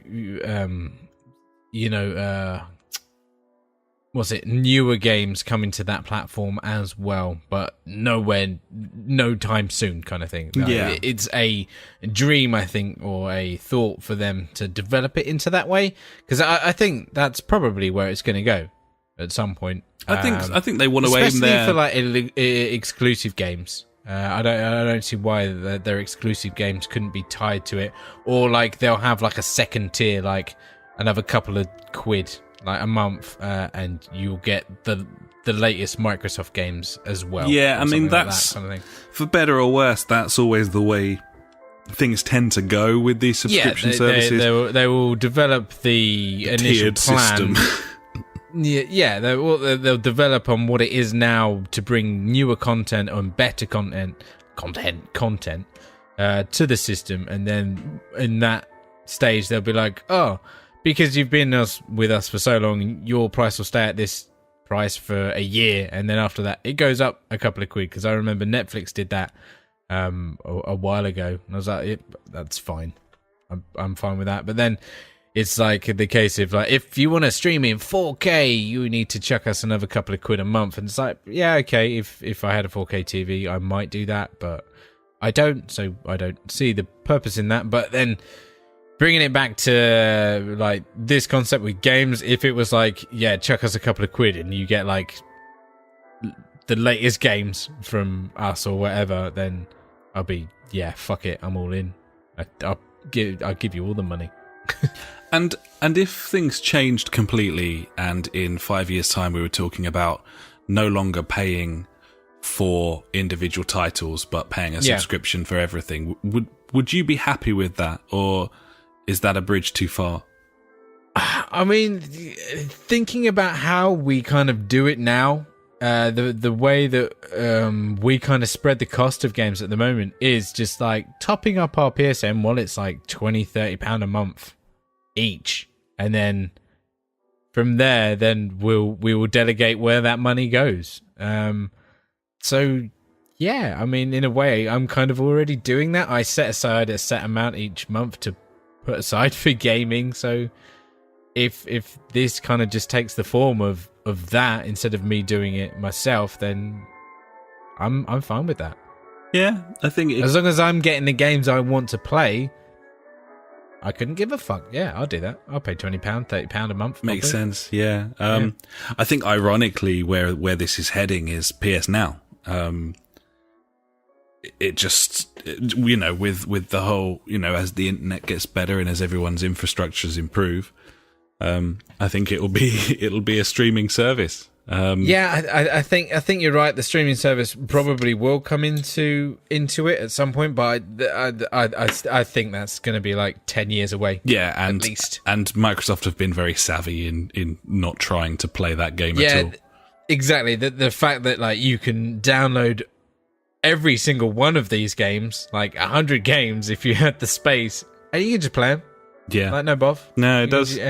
Does sound appetizing. I mean, you chuck that and EA Access together to the tune of what, 12 quid a month, something like that. Yeah, something like that. And you've got an absolute vast array of titles that you can play. Now the thing is, like, there are a lot of games here, which is good, and the beauty of it is because we've been on PlayStation, a lot of these games we've never played, so it does look very tempting. But I feel like maybe if this service came out on PlayStation and it had like the majority of like the PS4 games in there were games that we already own, I'd be like, well, I don't need that kind of thing. So it is a bit rose-tinted spectacles because, you know, it's out of our grasp kind of thing. I can see that. You're absolutely right. You know, stuff like Halo and Gears, we haven't had the chance to play that. So... yeah, I totally see where you're coming from there. It'll be interesting to see what they do with PS Plus, whether they continue with PS Now. Sorry. Yeah, I don't know. I don't know whether at some point they're going to have to bring PS4 games to that. Surely. I think so. I think they have to. They're going to have to try and compete with this. Yeah. So that'll be interesting to see, and maybe it'll spark them into life, or maybe they'll just never mention PS Now ever again. Maybe. I mean, it's Sony, mate. Like, I don't want to pick sides because what's the fucking point? Because they're super cunty companies. But you know, I'm feeling Microsoft have got their head kind of strapped on for the future at the moment. It's looking like they're the better.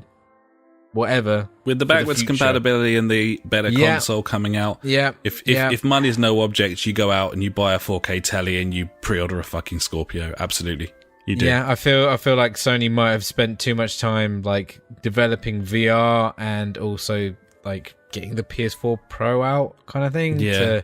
I don't know what their next step is because.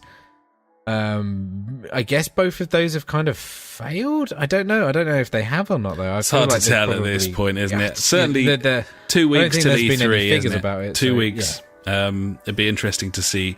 I think this is going to be a really interesting E3 for those two companies coming out and seeing what they put up against each other, really. Totally, man, because, Microsoft have been gathering momentum recently, but even last E3, I thought Sony pulled it out of the bag. They had some really good content there. Yeah, totally. So, it's going to be interesting to see. So, provisional funds, I think, anyway, for this. I think this is definitely a funds, especially that price point. I think that is the fucking sweet spot. They haven't overpriced it, They could easily have gone £9.99 there, Yeah, exactly, but I'm surprised they didn't. They haven't. Yeah. Well, funds, provisional funds. And I'm sure we'll revisit that in the future. Gibbons. And now it's time for Out This Week. And that's out this week. Sure is, buddy. We've got games for gold here. We haven't got the PS Plus titles. They are coming out next week, and normally that information is announced by now. But I suspect we'll get fucked over, and that'll be announced tomorrow. So yay! PlayStation Plus games predictions, buddy. Knack, yeah. Gotta be Knack. Yeah. And just Knack. I'm going for I was gonna say Minecraft Story Mode, but that's in the sale at the moment, so that won't be it. Going for Handball. And Knack. Definitely Knack this month, buddy. Gotta be. Has Black Flag been in there? No, but that's in the sale this week as well, so that won't be in there. Well, we'll see on that one anyway. But fucking terrible sale once again this week. Not the best. Like they seem to just be chucking the same games in there constantly. Like Dragon Age is back in there, more expensive this time than the last one. One thing is in there, buddy, that I thought we might fancy, and that's NHL 17. How much? £9. Oh, okay, yeah. Do it.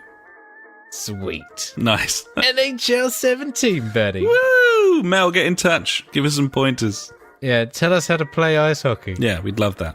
It's with your feet. Yeah. Stick and feet. Feet stick.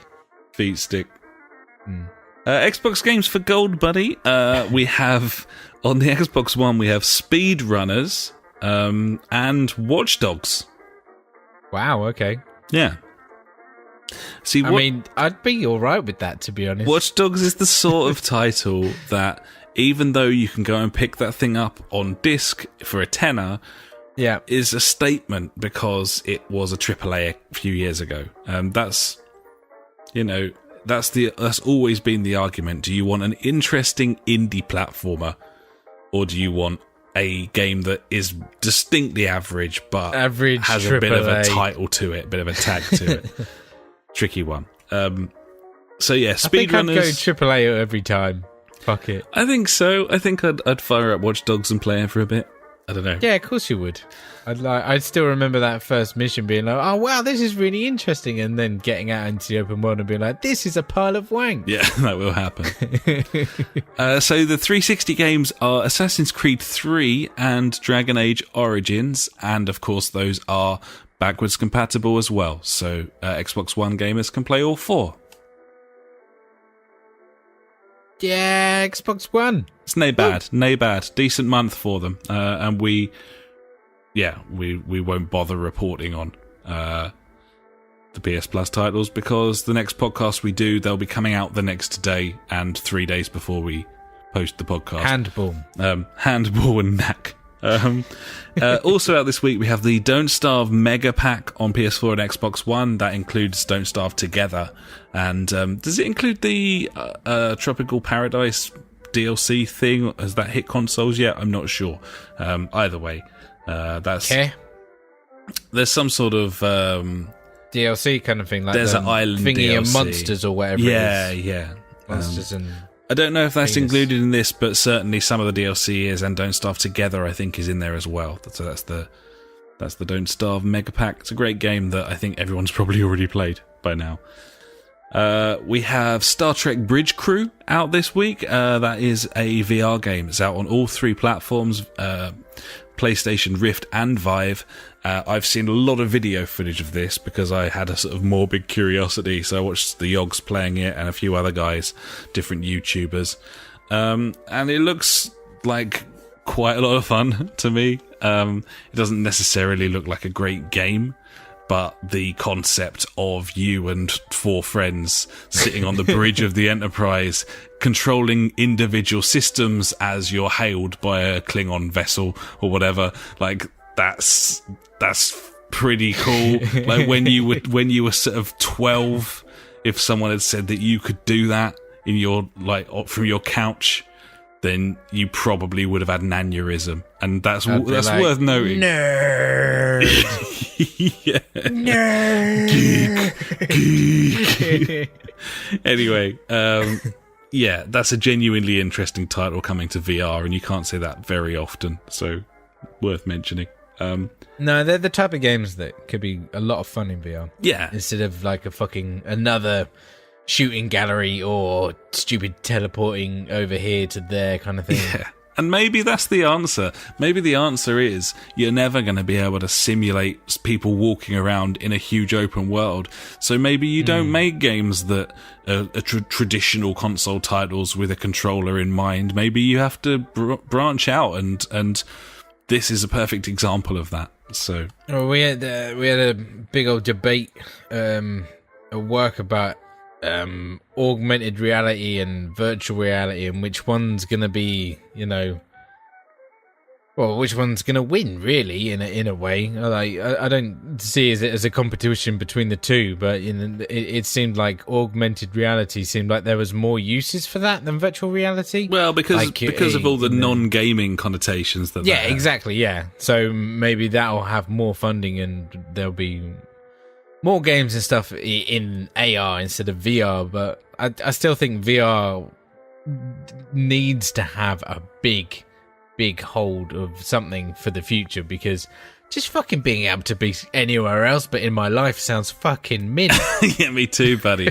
Fucking get the fuck out of here, as Red Peters might say. Totally. Yeah. I think I'm holding out hope with the modders scene, with stuff like Half-Life, yes. and also the fact totally. that Valve are currently in the process of building games from the ground up. That's the thing. They're always, Valve are like those fuckers that manage to just totally change the game. They have done in the past several times, and I am looking at them to do something with VR that is outstanding, to be honest. I know, like, I fucking gave Valve a massive kick in last week. I was like, yeah, they're a bunch of cunts. Yeah, but their pedigree for game design is second to none. Yeah, exactly. When they do it so well. Yeah. And obviously, it's in their best interests for VR to succeed. So, indeed. We hold out. Gabe, you're our only hope. There we go. Just sitting on his money, just like, all right then. Scrooge McDucking it. Absolutely. Nice. And finally out this week, we have Tekken 7, buddy, on PS4, Xbox One and PC. Cool. That really has crept up with very little fanfare. Is that fighting games? Beat 'em ups? I know, but this? I was never into Tekken. I was like, fuck off Tekken. Yeah, I always hated it. I played lots of Tekken. The one with like that wolf guy in it? I can't remember. Cage or some cunt. I don't know.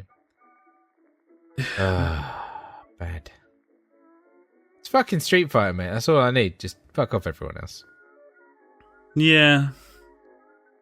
I struggle to keep track, really. I mean, I thought Tekken 7 was already out. I guess it was. Is this a remaster? There it is. King. Was that his name? Yeah, the fucking. Well, I did not understand that. Why was he like a leper? Not a leper. A leopard or part wolf man or something. Yeah. I don't know. Oh, there we go. No, it's out in the arcade. It's been out in the arcade since 2015 in Japan, but of course it has. This will be the first home release. Looks really nice, but fucking who cares? There we go. Tekken, mate. No. Tekken. Well, there we are, buddy. That's out this week. That's out this week. Yes. Ugh. And now it's time for Fuckwit Corner. Fuckwit Corner with Funk. Fuckwit Corner with Funk. He's got some questions for Funk.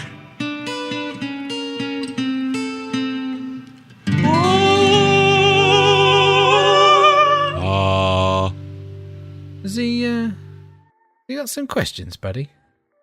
Got some bits and bobs from Funk this week, buddy. They are as follows. Funk says, some light gun games that would be in my top 5. Magnum Force. This was a Clint Eastwood movie they made into a game. Sideways scrolling. Always played it in the arcade. Do you ever play Magnum Force, buddy? I did not. I am Googling furiously right now for images. Ooh. I've found a picture. I've got an image in my head of this. I believe I did see it in the arcades. Okay. Elaborate? I'm just checking a picture. If you can. There's a pinball. Oh my god, is that it? No, that's just called Magnum. What is Magnum? I found an old guy playing it. Oh no, that's Maximum Force. Magnum Force, Clint Eastwood movie from 1973.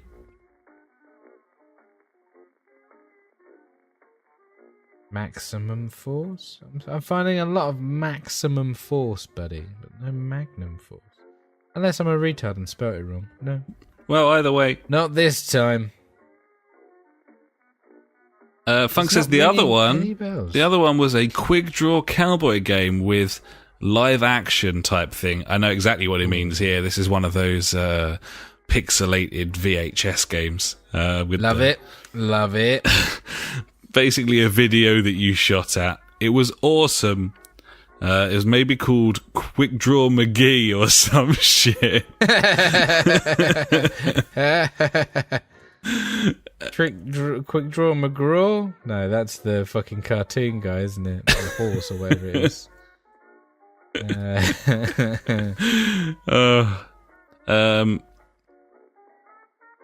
Mad Dog McCree. Mad Dog McCree? That sounds good. Is that right? I don't know. I think it is. Oh my god, have you found it? Okay, Mad Dog. Yeah, that's the one. That's the one, I think. Oh, let's have a look at this bad boy. Come on then. Oh, mate. I played this. I did play this. I've just found a picture of some fat fuck like dressed as a cowboy with a white beard. And yes, no, I remember playing this at like Butlins or somewhere in the 90s. Yeah. That looks beautiful. Ridiculous.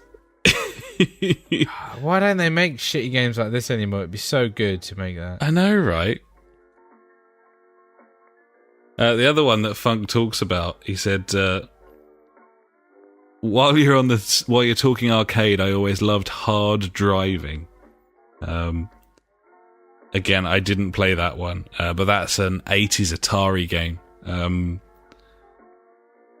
It just looks so terrible. Oh my god, that looks amazing! Like it's fucking like you're sat in like the front end of a car or something. That looks retarded. Yeah, it's got the whole front half of a car done in like plastic. The idea is that the graphics are amazing as well. Yeah. I mean, to be honest, like that can make and break those games. I think we talked about those skiing games a little while ago where you're actually on skis. Yeah, and even if the game wasn't that great, provided the mechanics sort of vaguely worked, the novelty of being in one of these like novelty peripherals. On that, like, yeah, exactly. That's the whole point of it, isn't it? It's fucking that's an arcade, and PJ mentioned some arcade stuff later, so we will come back to this. But I do think that at this point in time, with the sort of technology you can have in your house, gimmicks are more important than ever when it comes to arcades. But definitely still going strong in Japan. We'll revisit this topic later. But yeah, cheers for that, Funk. Fucking like so. This what is it? It's kind of got like 3D elements, kind of like I'm trying to think of the N64 game. I think it was like Stunt Race FX or something like that. Yeah, it's looking pretty decent for like an 80s game. Yeah, it was 88 Atari game, so properly old. Yeah, man, don't look too bad. It looks a little bit like fucking sweet. I played I think I had the original Test Drive on the Amiga 1200. Yeah. It looks a little bit like that. Yeah, man, looks good. Sweet as the punch. So Funk's got this for us as well, buddy. He says, I got to one of the bosses on Doom that you kill, and then he comes back in hell 2 seconds later. I found it really tough, maybe because I was a bit drunk and tired, but it reminded me of how much I've always hated boss battles. There, I said it. I mean, if you want to talk about boss battles, go and play Bloodborne, buddy. Fucking hell. That's fun. That boss, I found that incredibly annoying as well. But something very weird happened to me when I played that. My third attempt at it, I was going to turn it off because I was getting annoyed, and then I was like, no, I need to get through this, otherwise I might not load it up again, because that's what happens with video games, buddy. You know the score. And the third time that I took on the boss when he was two of them, one of them just died on its own, and the other one took like 4 kills. It kind of felt like it was rubber banding me or something, like it had given me the blue shell because I was such a fuckwit. Yeah. I don't know. I don't know what happened there, but yeah, it was a bit of a piss take moment and a bit of a video gamey moment, and they kind of meant to do that, but at the time, yeah, really hard and really annoying. Do you like boss battles? I to be honest, I still quite like boss battles, if I'm honest. Yeah, I like a good challenge. Like in linear games, like I don't know. Sometimes they're good, sometimes they're bad. It depends what kind of thing it is. Like, I do like the classic, like, you got to dodge his attacks, and then like he'll open up like some kind of flashy part, and then you have to shoot the fuck out of it. Kind of like Horizon do that very, very well. I was gonna say Horizon, I think they are fun and challenging as well. Sometimes, like if they're done right, sometimes they can be an absolute fucking nightmare. Though I think the most elegant boss battle ever is in Super Mario World. No, probably actually in Mario on the NES, where you've just got to jump over and grab the axe. Yeah, like, it's all about timing. It's just, and stuff like that. It's not like a grind, you know. No, you're not like fucking going on forever. But yeah, with Super Mario World, like you say, they're not grindy. They're like you have to do like you have to do it 3 times or something. Yeah, and then it's done. Yeah, I mean, like, to be honest, which isn't too bad. My love of boss battles stems from Sonic. You play two levels or 3 levels, depending on whether you're in the first game or the second, and then you get a boss battle, and I always really enjoyed that. But certainly, as games progressed, like, I mean, Deus Ex had terrible boss battles, Deus Ex Human Revolution. And that was shit, and there is a bit of that, but I've always really liked boss battles, but they can just be half-baked and half-assed, and sometimes they don't fit the context of games either. So yeah, I can see where he's coming from, but I think I'd miss them just from the sort of retro-esque sort of point of view. Yeah, I think you're right there. That's definitely. So thanks very much for that, Funk.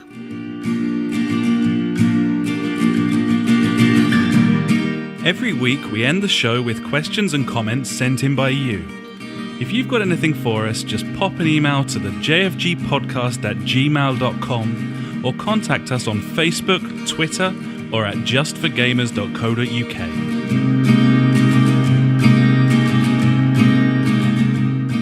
And now it's time for JfG Street Beat. You got a question we wanna know. Street Beat. Facebook, Twitter, we're on them all. So hit us up and be on the show. Street Beat. The JfG Street Beat. Street Beat. We wanna know. Get on the show. Firstly, PJ's got on the show, buddy.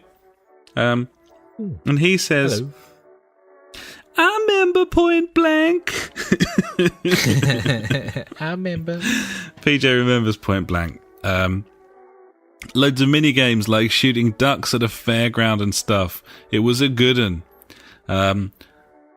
Also, a House of the Dead game with shotties. Yeah, that you could get a shotgun in House of the Dead too, and it didn't matter that your light gun was still a pistol-shaped thing. Like, it was satisfying, that shotty.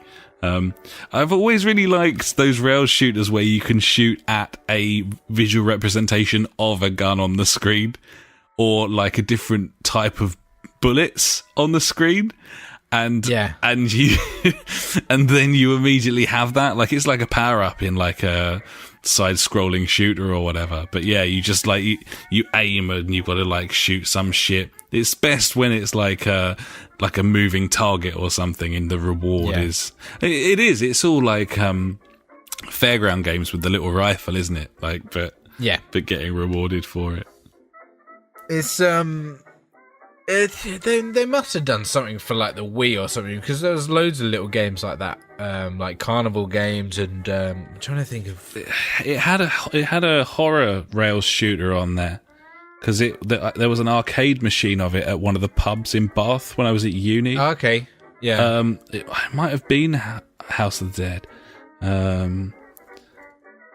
I think it was Resident Evil Umbrella that I'm thinking of. Okay, yeah. But there was House of the Dead on the Wii, and I think it had a Dead Space game on there as well that was a rails shooter. Like, the Wii was just crazy for shit like that. Yeah, there was mental stuff. Because it was a like bespoke, weird, underpowered console, but they sold 120 million of the fucking things. So exactly, all the AAA game developers were like, we have to make games for this. Parts and stuff like that. It's weird. That thing's mental. You have to wonder sometimes whether the greatest innovation comes from a lack of power rather than too much, where they have to be clever and just... Well, yeah, the Switch, innit? Yeah, exactly. Mobile console you can plug into your TV. Gotta work shit out rather than having, like, Mollusk World. Yeah. Nintendo can do whatever the fuck they want anyway, it don't matter. Absolutely, buddy. PJ says arcades were the best for those types of experiences. That kind of echoes the whole peripheral thing we were talking about. Totally. Driving games were also good at the arcades because of force feedback, though I'm not sure I'd bother with them now that you can have that full experience at home. He also said, how much is a game in the arcade now? I haven't been to one in about 10 years. PJ... Normally £1 a go or something. Starting price is £1. Yeah. You won't get much for that. I remember when it was like 10p. Yeah. In like 1990. But yeah. That makes sense if it was 10p. You'd play loads if it was 10p. But if it's £1, you're like, fuck off. That's £1. Yeah, but how much is £1 now? Like... £1? What can you get for £1? Loads. What can you get for £1? Pound shops. Loads of stuff in there. Anything you want in that shop. I guess so. I did find myself standing in front of that Mario Kart machine in at Alton Towers and thinking, fucking £1, fuck off. And then thinking, actually, is that a lot? In 2017, is £1 a lot? Of course it is. A Mars bar's like 90p now. Overpriced as well. It's fucking stupid. Why would you buy it now? Everything can't be overpriced. It's well just expensive. inflation, innit? I don't know. Nah. Games aren't overpriced. They're only 40 quid. I think they're the exception that proves the rule. They haven't moved for some reason. They've gone down in price since I was a kid. They used to be like 80, 90 quid. They were stupid money. Givens. Fucking NBA Jam, 80 quid. You're taking the piss. As I said before when we were talking about Funk's comments, I agree with PJ. Like, for the most part, you wouldn't probably sort of revel in the opportunity to play many arcade games now, but I think that the joy of the arcades now is those bespoke experiences where you can play arcade races sitting in a cockpit where you wouldn't normally be able to do that. And so the graphics aren't even important anymore in the arcades. Like, you've got great graphics at home, you can get the best graphics on your PC. It's no longer the case where the arcade machines are 2 years ahead in terms of like processing power. So now it comes down to, has it got a weird gun? Is it a strange looking game? Is it something I can't play anywhere else? Is it Sega Rally from the 90s? Because I will put a pound into that fucking thing. Is it Daytona USA? Is it that Manx TT game that Sega made in like 1994? Like, either way,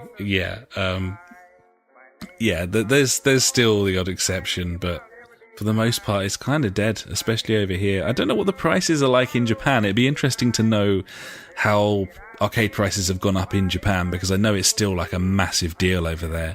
And I know that their culture is very different to ours. But yeah, totally. But has it gone up as much in price? Is it like the equivalent of £1 over there as well, or have they kind of held back on the pricing? Who knows?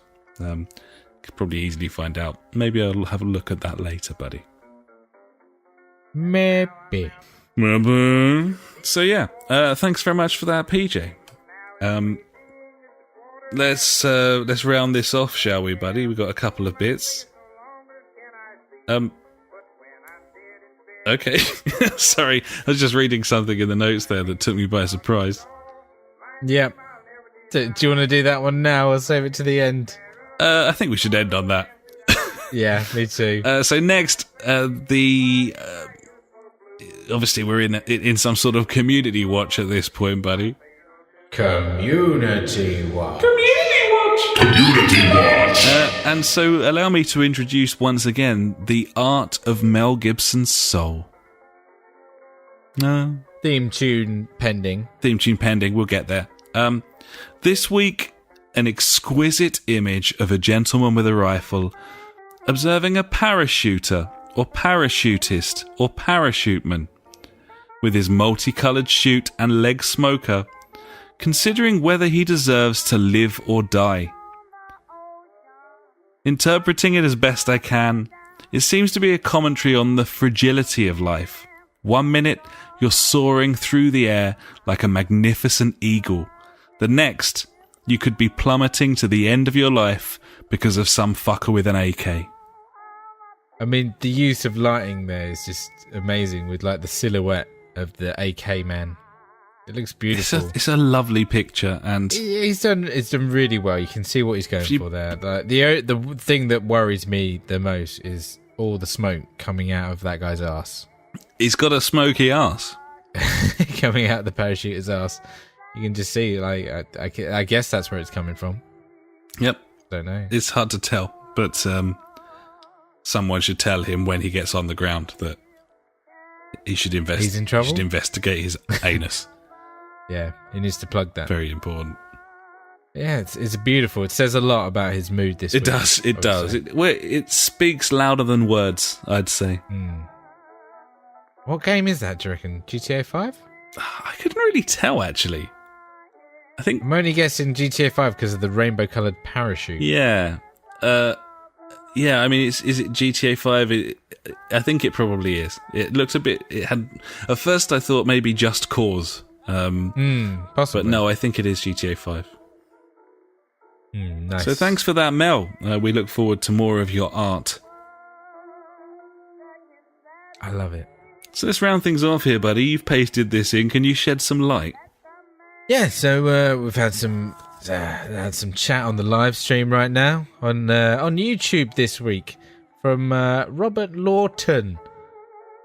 I had to stop myself from pissing myself earlier because, you know, this is a fan favourite of PJ and Funkin, to ask Rox what's up with my fucking face. Is this just coincidence that this has been asked? This is just... Robert Lawton in the YouTube chat, unless like Funk and PJ have created like an alias and logged in and sent this message. Well, I thought it might be Bob.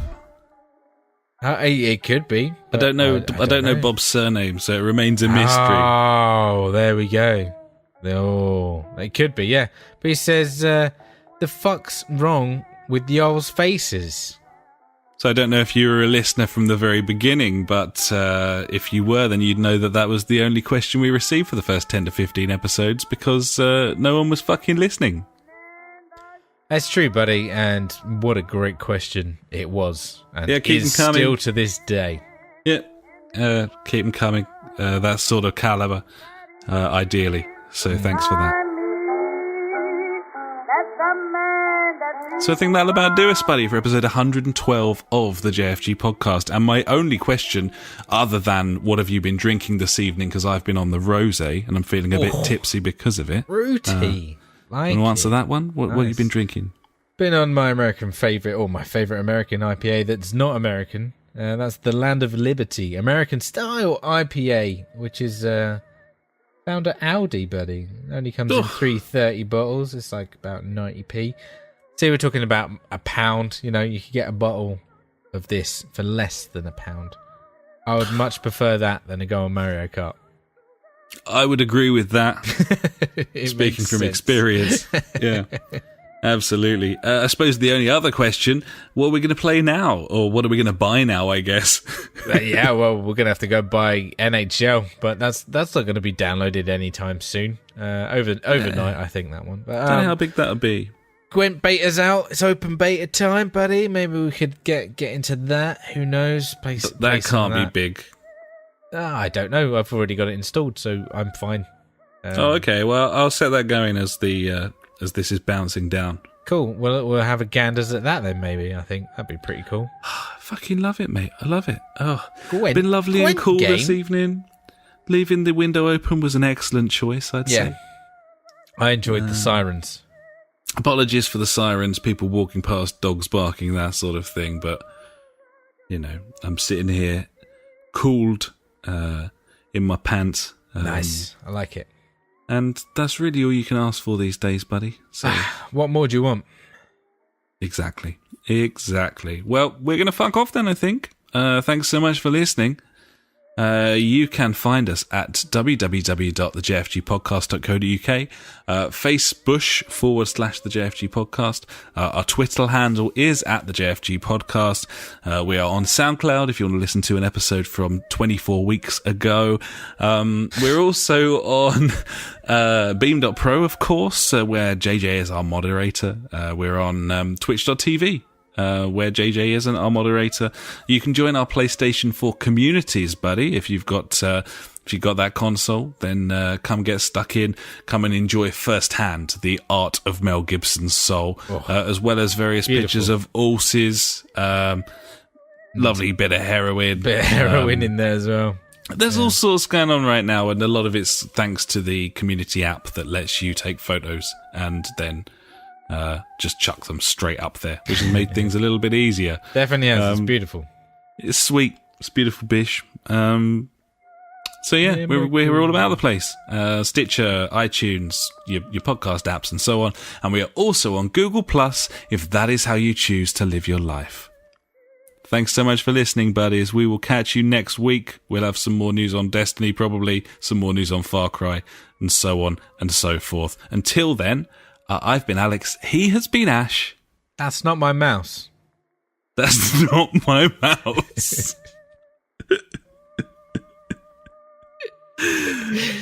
Goodbye.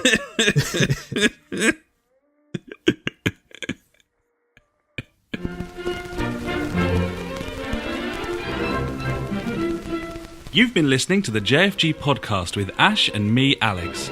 To find out more, head to www.justforgamers.co.uk, Facebook /the JFG podcast, or Twitter, where we are at the JFG podcast.